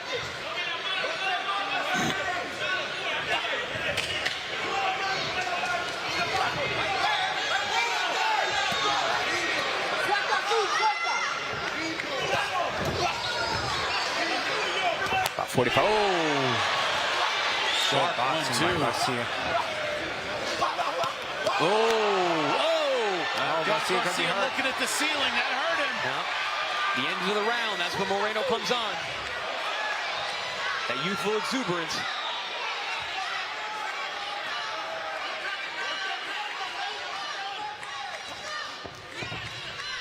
Heavy breathing from Garcia. You can see his stomach heaving in and out, in and out. Oh, oh.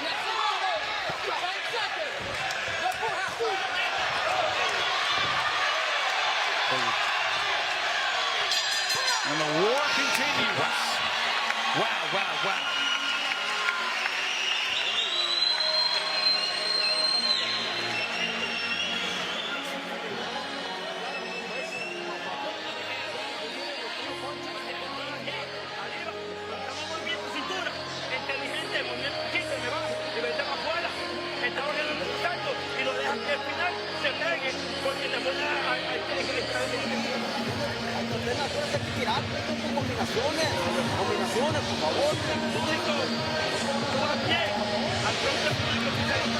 And we are back for round number 8. We were talking about fight of the night, maybe, in this fight.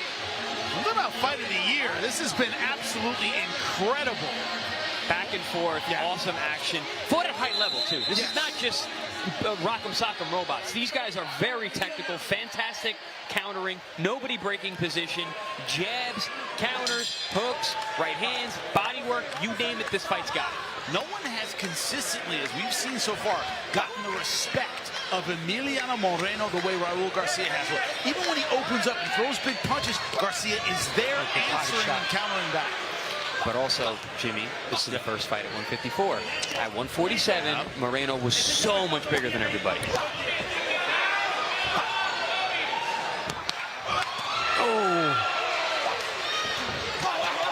Oh, nice elbow on the inside there.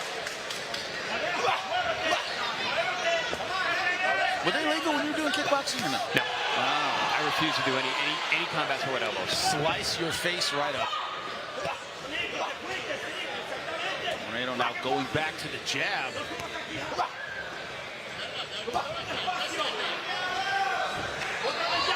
See how Garcia changes levels in it. Gives that head movement. Try to change the target a little bit, and it freezes Moreno. It makes Moreno think a little bit. Not to mention it creates new punching opportunities for Garcia.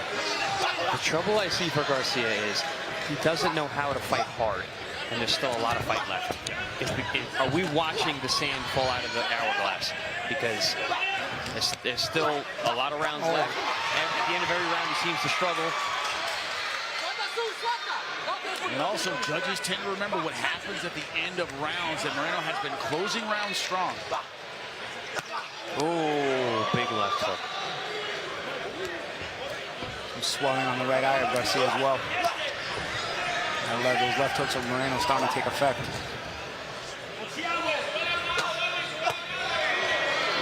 Nice left hook again.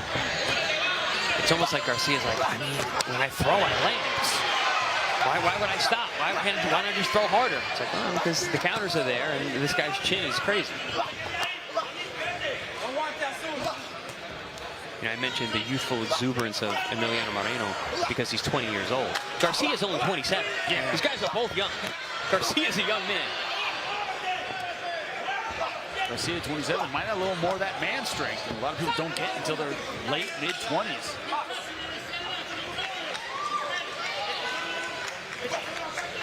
I don't know, when I was 20 years old, I didn't look like Emiliano Moreno. Yeah, very true. I couldn't grow a mustache. Beard looks good though now. Thanks. Yeah, it's filled in. Nice. Got my man strength too.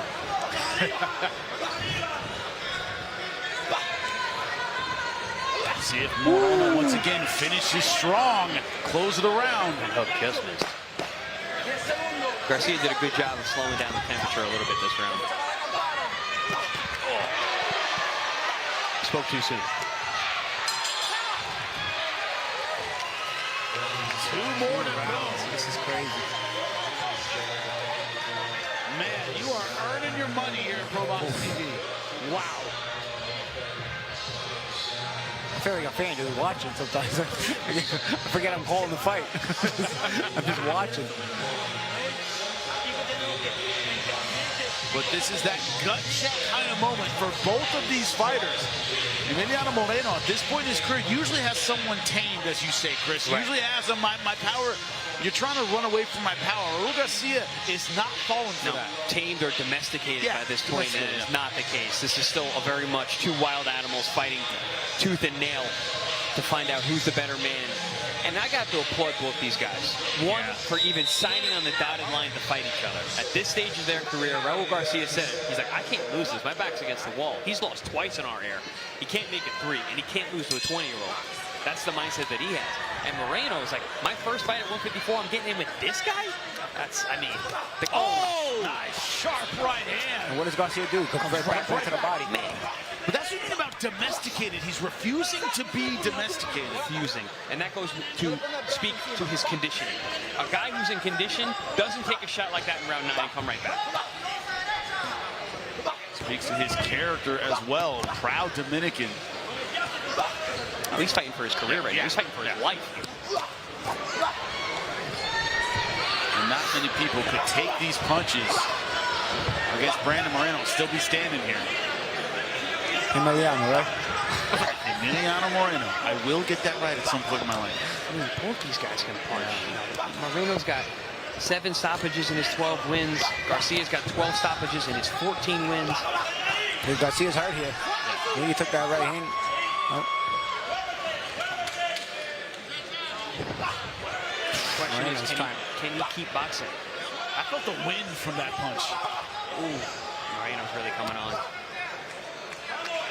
This is where the judging becomes so important. There's a good chance Garcia is way ahead. I don't know if we're going to see the end of this fight. We may not. Yeah. Judges may not matter. I'm sure if you're Team Moreno, you don't want the judges involved. And then Garcia getting to the body well and smothering. Good smother work there from Garcia.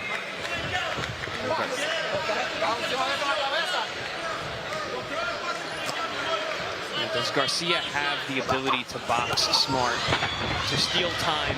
Getting a little bit wild now. To do things like this, to eat the clock. Champ, I know you were good at eating the clock. I used to too. I was good at it at times. I needed to.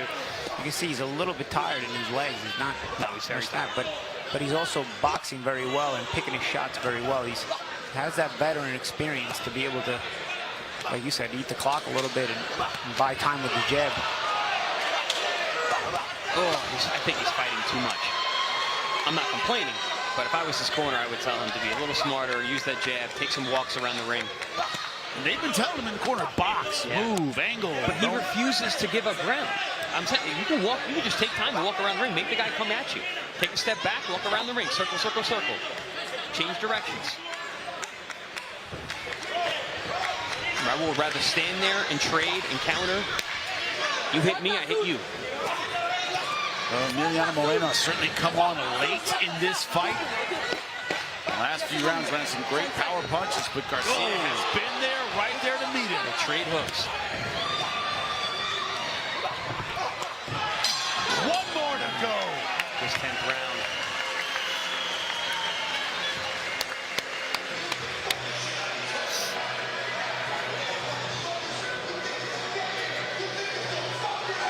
Who needs the last round more? Moreno? I think Moreno. Ladies and gentlemen, here inside Osceola Heritage Park, this is the 10th and final round.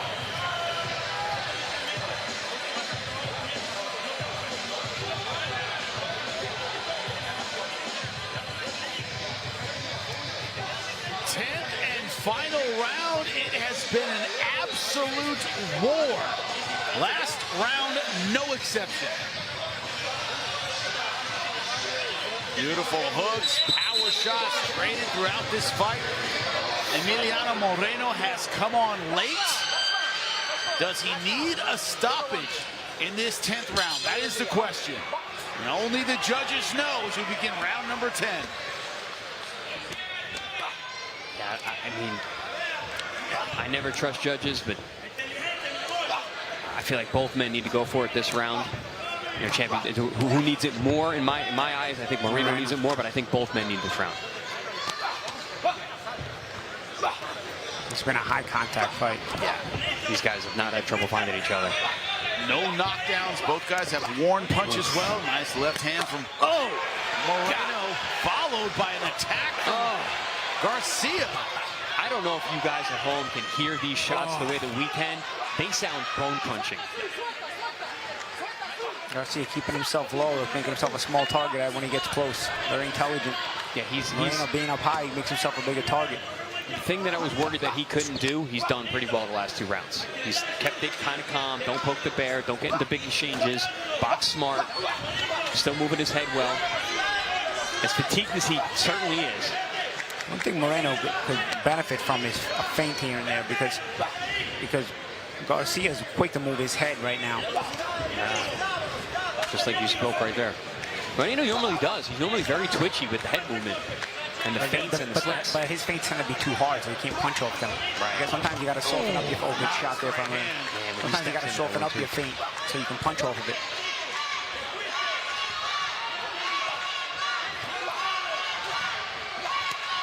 Halfway through the final round. Oh, nice left shot there by Moreno.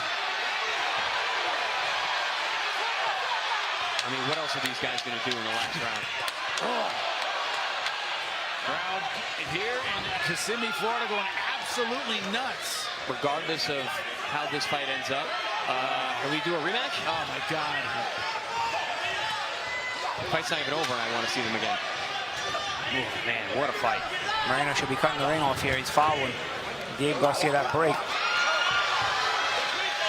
I thought Moreno was going to push a little harder this round.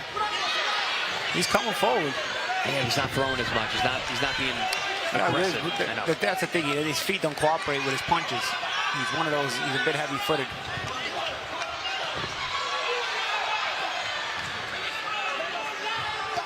Garcia's trying to survive now. Yeah. Oh! What a shot. Trying to survive, but he's still staying in the pocket and trying to land big left hooks. Moreno trying to end it with the left hook. Garcia looks hurt. Garcia looks hurt. Seconds left in the final round. Great right hand from Garcia. Answered by a right. What a fight, guys. What a fight. What? This is insane. Garcia refusing to move. Oh! It's a slip in the final seconds. Moreno throwing the knockout punch all the way to the end. I don't know why he wants a knockout. He is losing it. Garcia's out of his mind if he thinks that's a knockdown. Garcia got hit too hard if he thinks that's a knockdown. Now going after the red is the corner. That's not a knockdown. Garcia's corner is going nuts on the red. I mean, okay, you can think you can win, but that's not a knockdown. It looks like like Moreno hurt his shoulder when he fell. But you can clearly see it was the wind-up off the hook. Yeah. He hurt his shoulder. He might have got touched on the follow-through. I think that was a good call by the ref. Yeah. I understand where they're coming from. He got hit with a punch and went down, but it was an obvious slip. Yeah, it was the momentum from the hook that brought him down, though. He followed through. His corner just asked him if it's out. His right shoulder. Yeah, the way he was holding that shoulder didn't look good. He went down hard. And he stayed down, too, so he probably did hurt that shoulder. Yeah, he's hurting it. He's holding on to it like it's dislocated. When you see a guy holding onto the elbow like that, that's...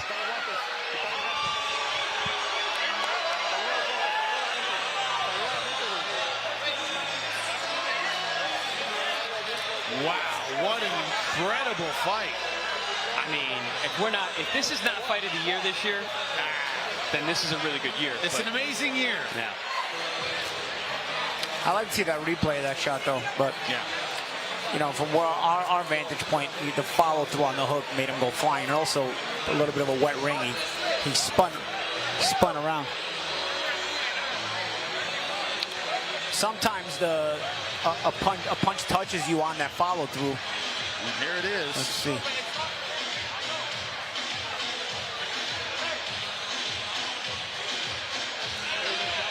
They're out of their mind. They want to knock down for a jab. They're out of their minds. It was the momentum of the left hook. Yeah, he threw the momentum of the left hook brought him down. Off the ground. Yeah. Either way, though, Garcia may have he may have won this fight, but that would have changed the round because it's a round Moreno won, and with the knockdown, it's obviously a Garcia round. But it wouldn't have been a wrong. The knockdown would have been the wrong call. You see, that's a jab, and it's a jab as he's backing up. Actually, the jab landed first, then he threw the punch and fell. So yeah, you're never gonna get a knockdown on that. Well, we will see. The judges' scorecards wouldn't surprise me if they are all over the place here.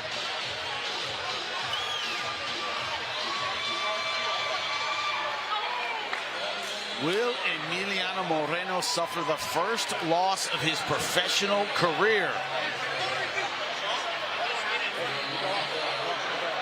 Lupe Contreras and the suspense. It's killing me. After 10 all-action rounds, the official scorecard reads as follows. Damas y caballeros, después de 10 vueltas repletas de acción, esta es la decisión oficial. El juez LeBron anotó 96-94. Judge LeBron scores it 96-94. La juez Griffin, 97-93. Judge Griffin scores it 97-93.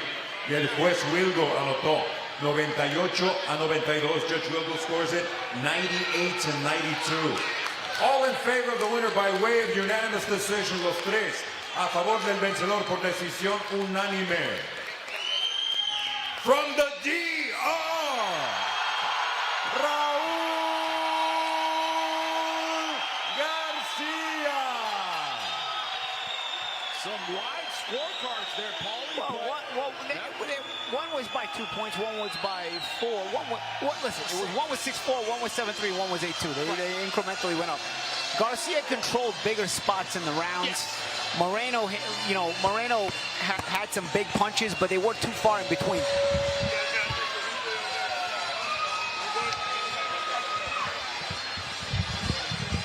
You see the replays, it was all action from the beginning, Paulie. Yeah, it was, this is a fight of the year candidate through and through, Jimmy. It really is. I mean, this is a crazy fight. But going back to the result, it seemed like Garcia had the more consistency in the fight, so I think the right guy probably wins the fight. But Moreno had bigger spots, I'd say, and made you think like, whoa, he can maybe get a stoppage if this fight turns around. But ultimately, the jab and the discipline of Garcia really was a big difference maker, because even when things got a little too hot in the kitchen and Moreno made it a bigger deal, Garcia was able to pull it back and generate that jab and slow the pace of Moreno down again. First Moreno of all, really was never able to deal with it. There's some things to work on with Moreno. He's got to really work on some things with his footwork and also with changing his heights and his levels. And Moreno, usually, we called it domesticated. We would land his power punches. That's usually when a guy would shut down. Garcia never shut down. Yeah, exactly. And Moreno, that's the difference when you rise up the levels. You rise up in levels, what ends up happening is now these guys punch back at you. They punch back at you, and that's the thing. Raul Garcia wasn't going to respect the big punches of Moreno. He was going to punch back. And as you said, he never got out of position, was always had his feet underneath him, had a good position to land from, and there is the slip in round 10. That left hook got jabbed in the face, through left hook, lost his balance, and Garcia didn't change the outcome. He got the win, and Chris Algieri in the ring with him now. But before we get to that, look at the punch count. Very close fight, but Garcia in the numbers, absolutely winning in every single category. Body shots, that's not a typo, 114-215. Consistent body work from the beginning for Raul Garcia. Chris Algieri is with our winner in the ring right now.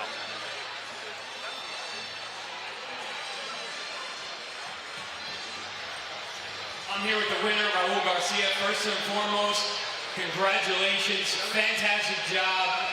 What do you want to say to these people who enjoyed possibly the fight of the year? First of all, thank you God for everything. Thank you my coach, Robert Chino Riva, and my team, Samson Bosco que we. I want to say thank you, Mamita Bosco, Dominica República. I want to say thank you everybody for coming here, for watching ProBox TV. So I feel great. Thank God for everything. Raul, you look like you came in phenomenal condition. You guys had a fantastic game plan. How much does this win mean to you, your career, and your life? Esta victoria para mí es fenomenal, porque los peleadores, como el peleador que me enfrenté esta noche, que es un peleador joven, con bastante ganas de salir adelante y con un buen récord, un récord invicto, pero esos son los peleadores que vale la pena ganarle, que me hacen ser un mejor boxeador. So I feel great. This is a phenomenal fight for me. These are the type of young fighters that makes it worth you getting a victory, so I feel fantastic. You know, what can you say about your opponent? You obviously had a lot of respect for him going into the fight, which is why you prepared so well. What can you say about Emiliano and his team? Un peleador que con todo y todo, que una perdida no lo define, que siga adelante porque ese será el próximo también campeón del mundo. Tiene todo lo que necesita y está joven, vivo, sano y se lo agradece a Dios porque tiene todo por delante. So, es un peleador que trae todo, pero este es mi tiempo, esta es mi era, ya va, Raul Garcia. He's a great fighter. One loss doesn't define you. He has everything it takes to be a world champion. So keep moving ahead. This just happened to be my moment tonight. He should keep moving forward. Obviously, we're still in the ring and it just happened, but what's next for you? Where do you see you guys going from here? And, I mean, you had a great night, but there's many great nights ahead of you, I believe. Si de aquí pasa es seguir a mi equipo, mi entrenador, Raúl Rivas, seguir las instrucciones y vamos adelante contigo. Pero solamente tengo que seguir las instrucciones de mi equipo, de mi entrenador Rivas, mi promotor Samson Paso Loco Wilma, ahorita paso en promoción. Seguir ese paso y seguir adelante. Que aquí yo estoy vivo, sano, joven y se lo agradezco a Dios. Y me siento bien, me estoy cuidando. Basically, I just want to consult with my team. Whatever they suggest, whatever they guide me, we'll take the next step, and whatever comes, that's what comes.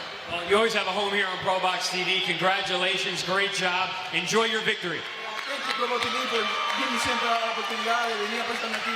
Gracias, Probo TV, y gracias a todos los que están viendo la pelea y están en sintonía con Probo TV. Gracias, bendiciones, fuerte abrazo, que Dios me bendiga siempre a todos igual. I just want to thank everybody for the support, and thanks everybody back home who watched it, and I appreciate everyone.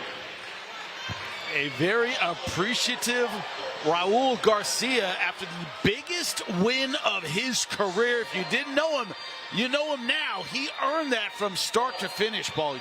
He really did, and a disciplined game plan, again, off the jab, consistent, didn't let himself get sucked into a big fight, into a firefight. Great game plan, great heart, incredible performance for Raul Garcia, and there's still a main event to go. Live from Lakeland, November 7th, the Contender Series returns. In our main event, Puerto Rican welterweight star Nicholas Flas puts his 15-2 record on the line versus the undefeated Delante Johnson at 16-0. Also on this action-packed card, 3 undefeated fighters putting their records on the line. Senbatar Erdenbot, Katsuma Akitsugi, and Central Florida's own Dominic Valle.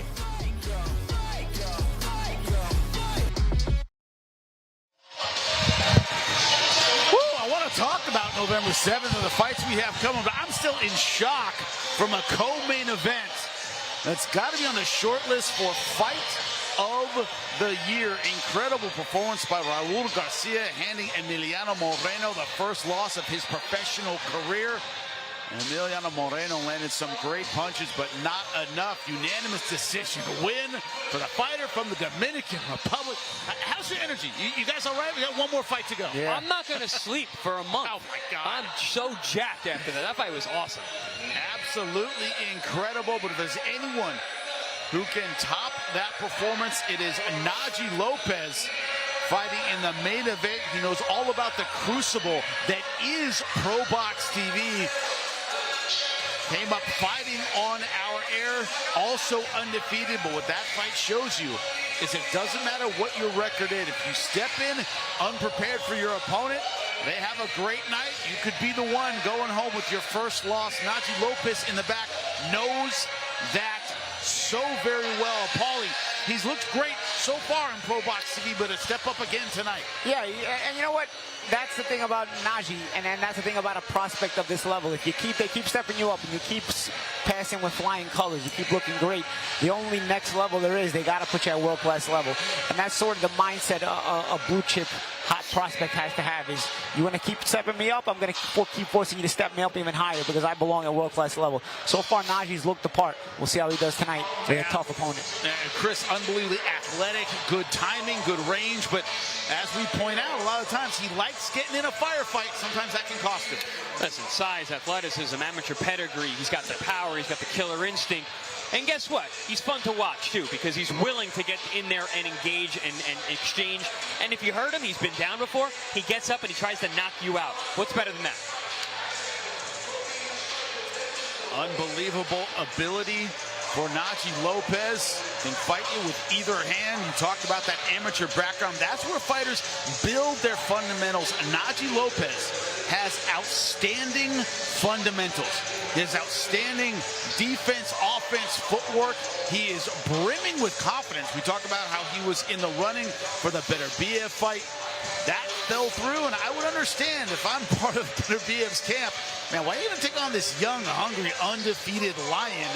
Man, the Bivol fight coming. I got to say, management-wise, that's a good decision, but this is a kid right now in Najee Lopez, has the Puerto Rican crowd behind him.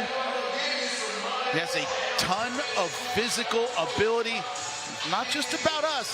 It's about the opinion of the experts when it comes to Najee Lopez. Let's find out more about this kid.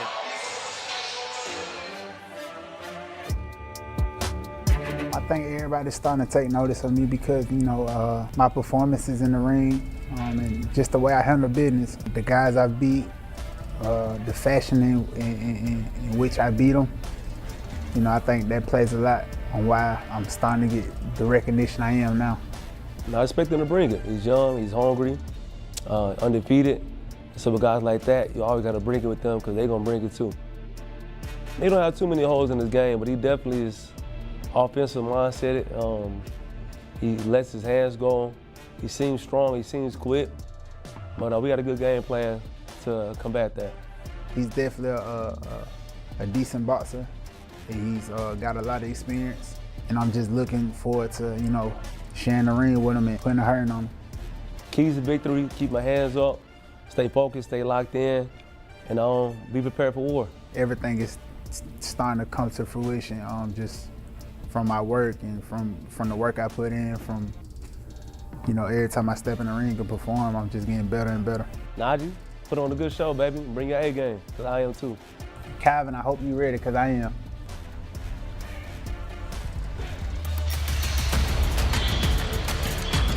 Not just about having the talent, it's about having the tactics. Paulie, when you look at the keys to victory, what are you seeing?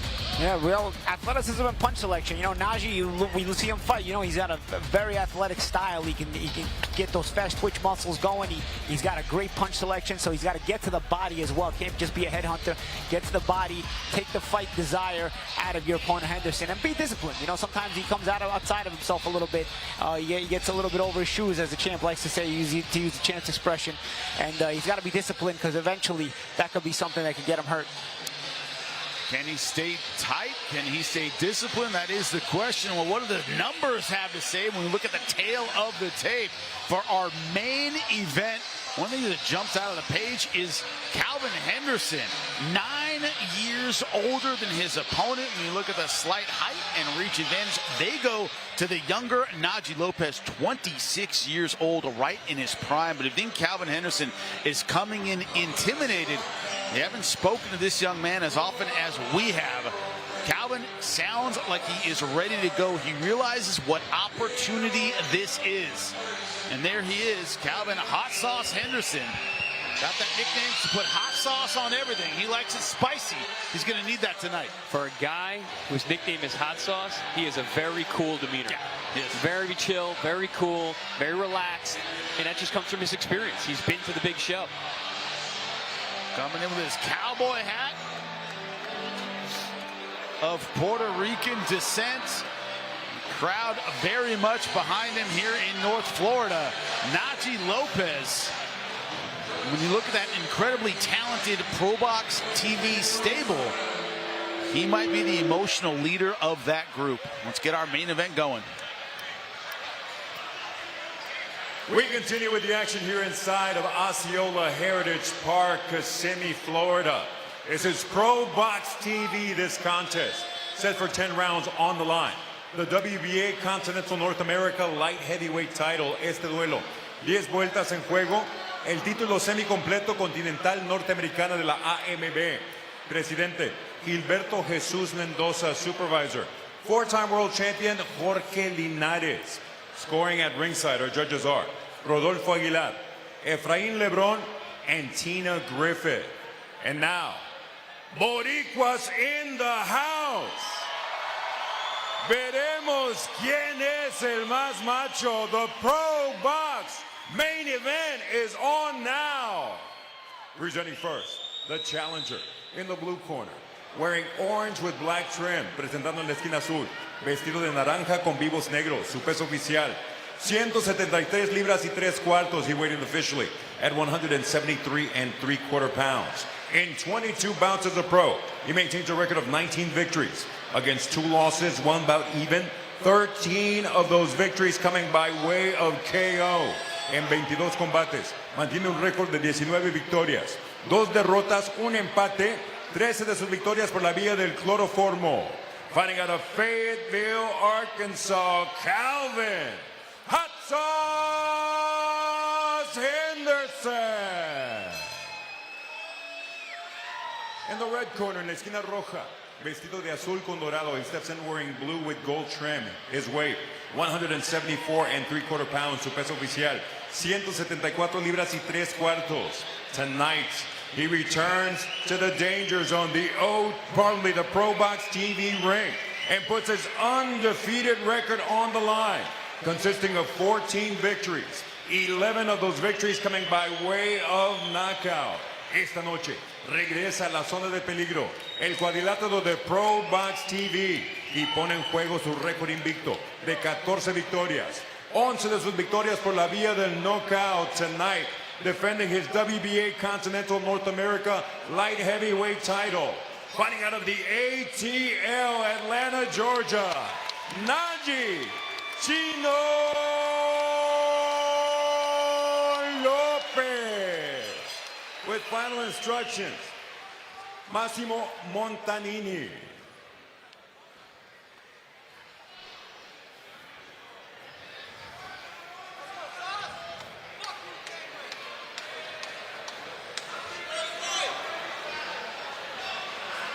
There you go, guys. Respect the rules, respect each other. No elbow, no behind the head, and no holding. You understand? Okay, touch him up. Good luck.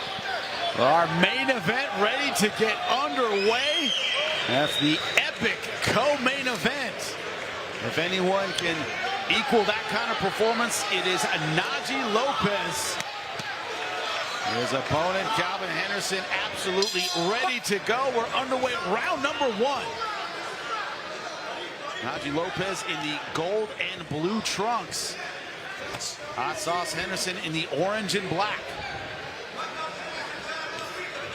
I feel like this fight's going to be very tight early on. Both these guys can punch.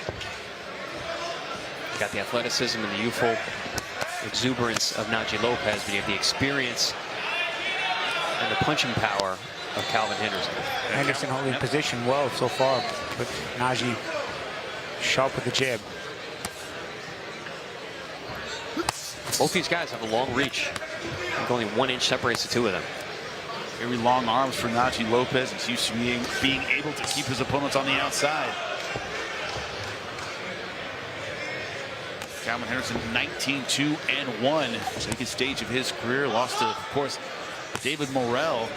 Outstanding fighter. Got knocked out in round number 4, and it was a case of kind of waiting for your turn to fight, and Morrell never gave him that opportunity. That tends to happen if you do that at world class level, right? Tried to play a little your turn, my turn. He never got a turn against Morrell. One thing Najee Lopez said, he said, I respect his hand speed. Najee needs to be careful not to drift out to the left after that jab. Because you know Kalvin's going to be looking for that right hand. He does have a good one. Sharp jab so far from Najee, though. Also good distance changes as well, subtle.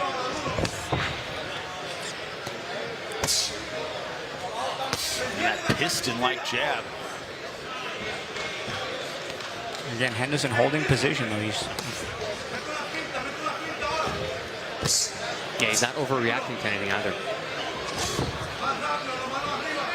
He's making it clear he's not going to get bullied in this fight. You know, he said about the Morrell fight that, you know, the big thing that gave him the trouble was the southpaw. Yeah. He said he saw a lot of the same characteristics in Najee that he faced against Morrell. It's just that he had trouble dealing with the punches coming from the southpaw angles.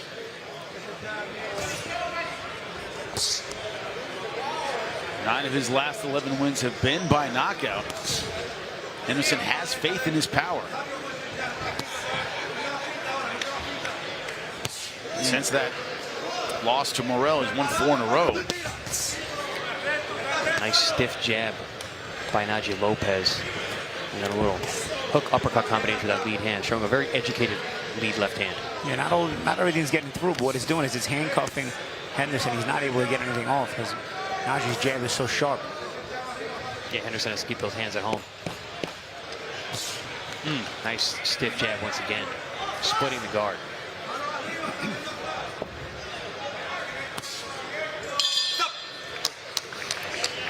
Jab, certainly the story of round number 1 for Najee Lopez. Bit of a feel around for both guys. Yeah. You know, definitely Najee asserting himself with that jab, especially in the latter half of that round. But honestly, there's no part of me that expected Henderson to come out here busy, especially in round 1.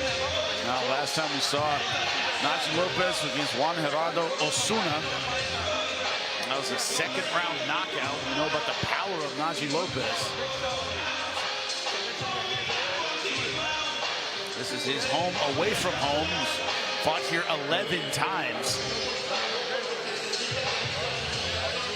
Right in that danger zone, Paulie, that we talked about. He's rated 13th by the WBA, 15th by the IBF, 25th by the WBC. Around the, you know, fringe.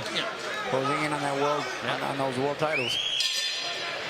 Doors starting to open for this young man. Has to be very careful. That's why it's important, not just to win, but to look good. But not too good, right, Paul?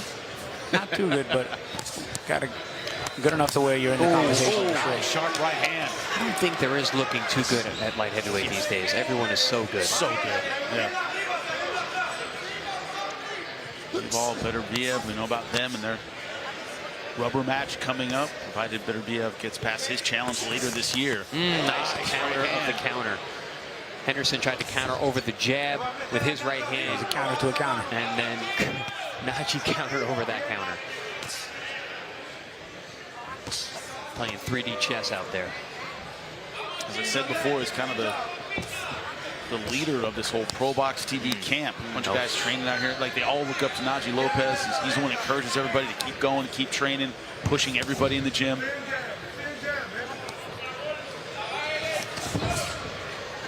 Yeah, Henderson doing more than just holding position now. He's actually coming forward in this round.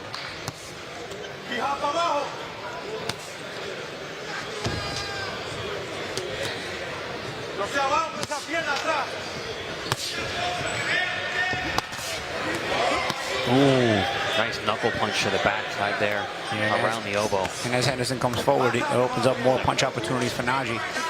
Trying to get more creative with the shots. But I think also it's one of those things where Henderson has realized, well, I sit on the outside, I'm just going to jab to death. I have to do something at some point. Yeah, you're going to get hit either way. Yeah.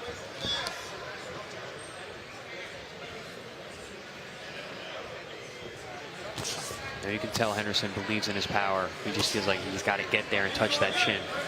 But you talk about it, Chris, setting the table. You don't just sit down and eat, you set the table. And Najee Lopez, right hands like that, set up by the jab. And also, Najee prevents the table from being set by Henderson as well. Henderson wants to land that power, but Najee's jab keeps offsetting his ability to get close enough to do that.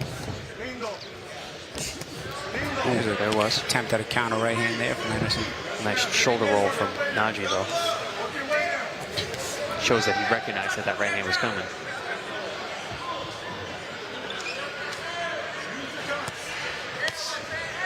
I'd like to see a little more body work from Najee.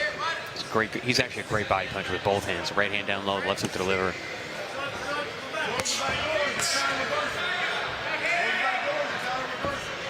Nice feint.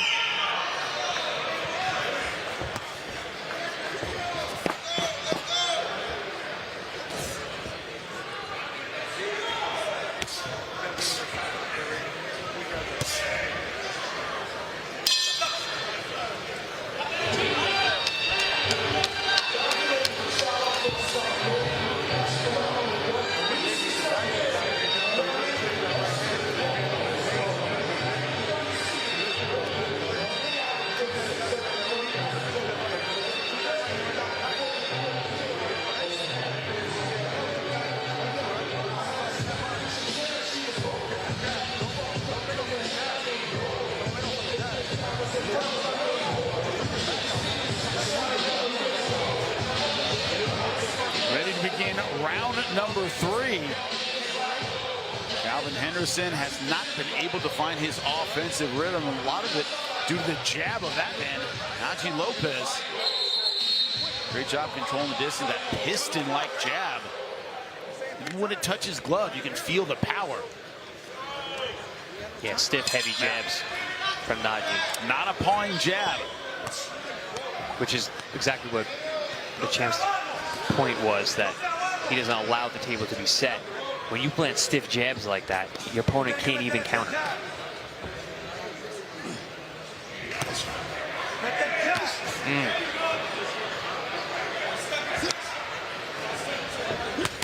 There's level changes there from Najee before shooting the jabs, and he's getting more creative here, more deceptive, forcing Henderson's hands to stay home.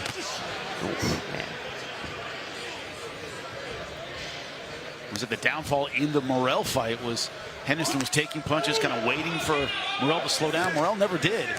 In this sense, he's kind of waiting for Najee Lopez to stop jabbing, and he's not doing it. Yeah, but at least in this fight, he's not languishing on the ropes like he did in the Morel fight. Taking the center, look like he's setting up his countering opportunities. Lopez, just to his credit, not giving him a lot to go on.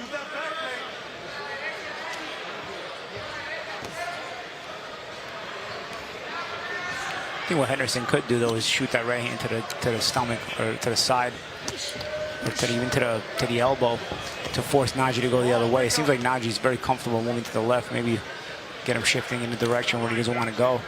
Right now, Henderson is just at the mercy of the Lopez jab.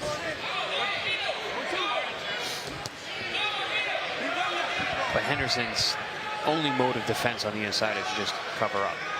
There's a lot of opportunities and holes for Najee to put shots around in between the elbows. We do want to, one of the keys was to have Najee be patient, not come outside of himself, right? So I guess this is an opportunity for Najee to work on that with a guy like this, who is looking for a key counter punch, but needs Najee's help in order to give him the opening. So Najee can stay disciplined. Yeah, it kills the action. It was always going to be a hard act to follow, Moreno and Garcia. One of the questions I was having going into this fight was how much of Henderson's ability to pull the trigger is still there at 35 years old.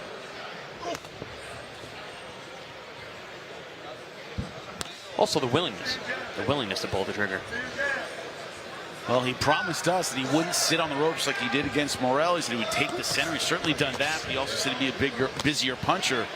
Hasn't been able to do much outside of the occasional jab. Busy he has not. Good job. He stayed off the ropes, but he has not been busy. But also, he's being very much shut down by the jab of Najee Lopez.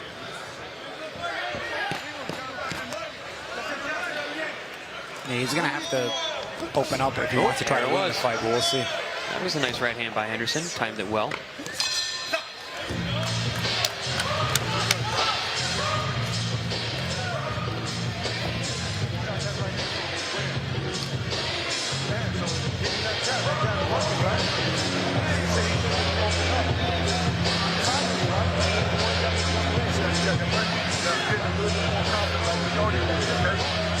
Right there, we're knocking at the door. Next round, on court, Stacy go right a little bit. Like you see when that movement is and you got it.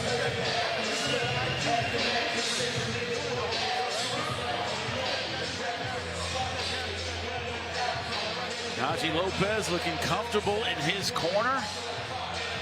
We're about to start round number 4. All he's had to do is stay behind the jabs, landing the occasional right hand.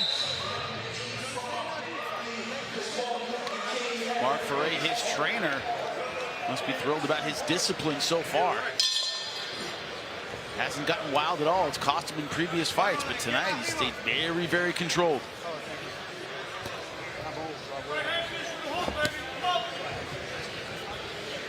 And the question is, will Henderson at some point decide he wants to win this fight? Yeah, we'll take a chance.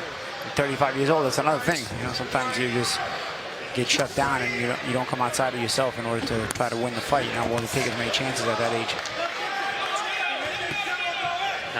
Look at two nice right hands. Total punches landed 81-9. Does that say Henderson did not land a punch in the second round? Looks like he did not land a punch in round number 2. That's a rare stat. Pazienza, anybody? That's a Anybody very, remember yes, that fight? it's a very rare stat. Did he pass? He's not throwing much either.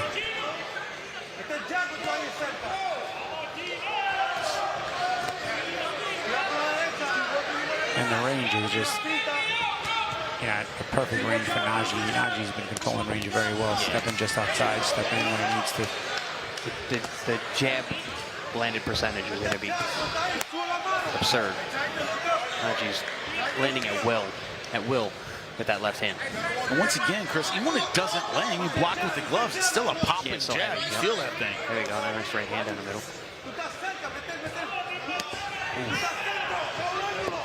Yes, this is when Najee starts to pile on the hurt. Starting to work the body, put his combinations together.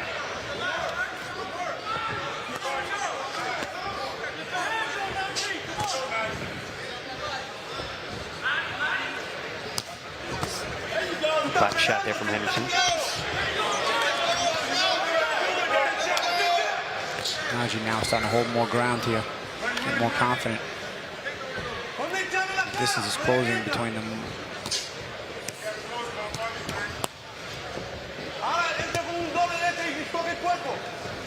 Najee parrying more jabs from Henderson as opposed to slipping. He's looking to fire back. He's looking for something to fire over. Followed by a body shot. Yeah, that body shot was good. One thing about the high guard of Henderson, some body shots might bring that down a bit. Henderson has his trunks very high.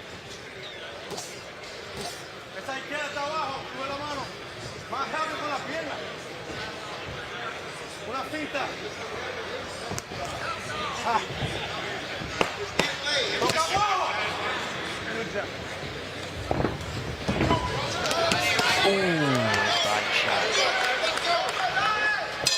Najee Lopez starting to open up with the body attack. Ladies and gentlemen, just a quick reminder, following our main event, we still have a special attraction. Boricua Phenom Juanita Lopez de Jesus still to come as he put this undefeated record on the line. Once again, a 6-round special attraction coming up following our main event. Thank you. Najee Lopez starting to turn up the heat just a little bit, gentlemen. Starting to throw combinations in round number 4, some body attacks.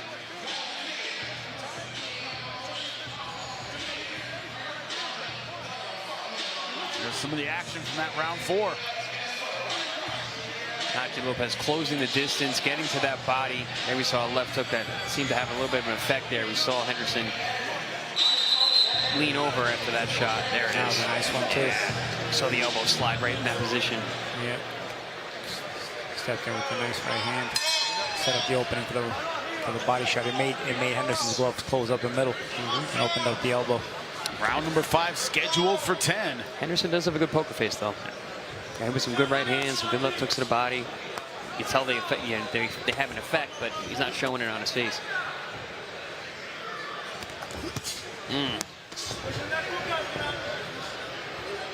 Everything's short. Take away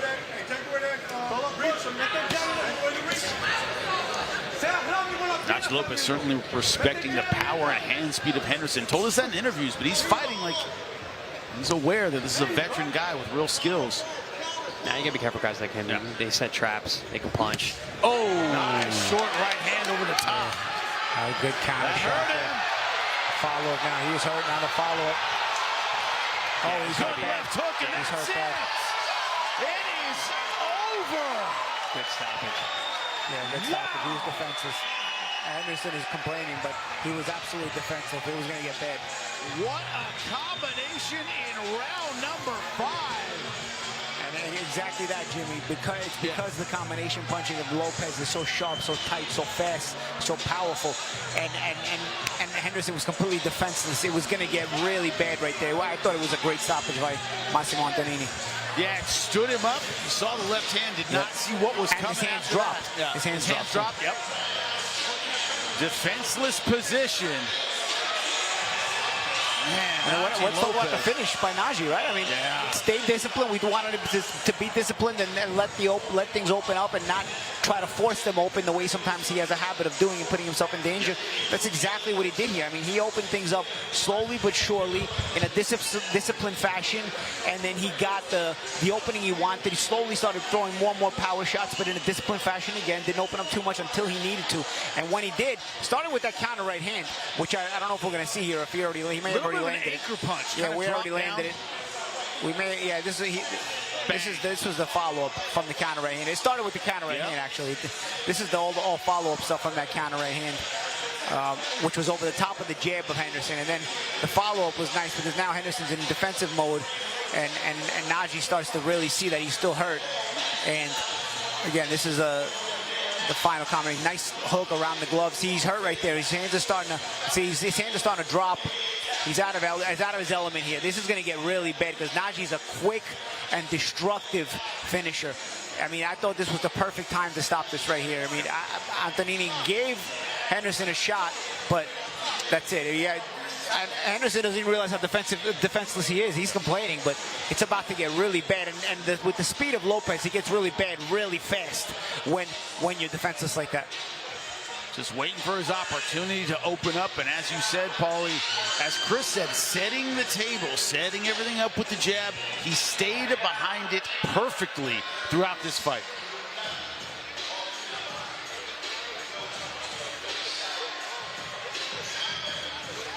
Go up to the ring, make it official.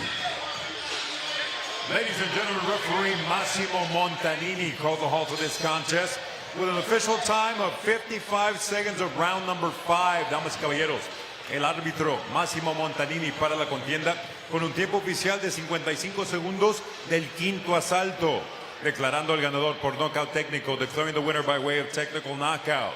Still, WBA North American champion, still undefeated, Najee Lopez. Chino gets it done yet again. An incredibly disciplined performance. Stayed behind the jab. Never got, as Chris says, over his skis in any way. And this skill set continues to develop right in front of our eyes here at ProBox TV. Chris Algieri is with him in the ring now. Let's hear it. All right, well, first things first, congratulations, fantastic performance, super disciplined. What do you want to say to this crowd? First, I want to say I thank God. First and foremost, thank my team, thank Garcia Jones, thank ProBox, thank my fans that showed that. And man, I enjoy putting on a show for y'all. You know, that was the most disciplined performance I've ever seen of your career. You know, Henderson is one of those guys who has a ton of experience. He's what we call a banana peel. Very difficult guy to deal with. How much respect did you have for him going into this fight, which is why you prepared the way you did? Man, I respect the game. I respect everybody that I shared a ring with, and I understood that he had the experience. He's been in there with guys. He knows how to fight. So I just took my time, just stuck with the game plan, and honestly, I knew the outcome. I knew it was going to. If I stuck to the game plan, I knew it was going to end like this. When did you know that it was time to step on the gas and get him out of there? As soon as it happened. It was that quick. As soon as it happened. As soon as it happened. I really can't call it. I just stuck with the game plan, like I said. And as soon as I seen him hurt, I knew. Stay patient.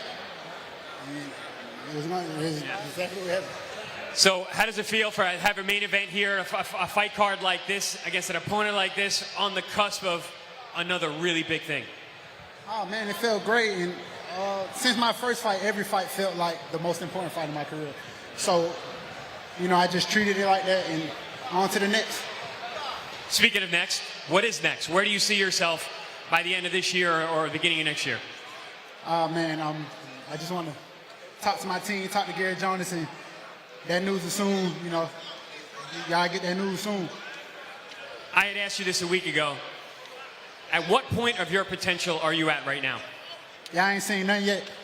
Nice. Congratulations. Thank you.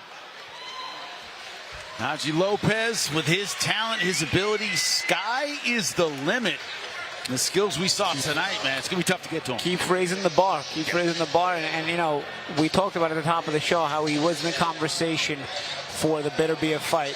Beterbiev's fight that ultimately they did not choose him as the opponent. They went with an older guy. But you can see Najee is in the radar of the top of the division, and also ultimately is becoming somebody who I feel is a threat. When you look at Najee Lopez and that step up, Gary Jonas is always saying it. When I put you in all-action 50-50 fights, and you're blowing guys out of the water, you're ready for that next level. Much like Ramon Cardenas was, much like Lester Martinez was, Najee Lopez is right there. Yeah, it's right there, and he's probably in the conversation for possibly a title eliminator later in the year or maybe early next year.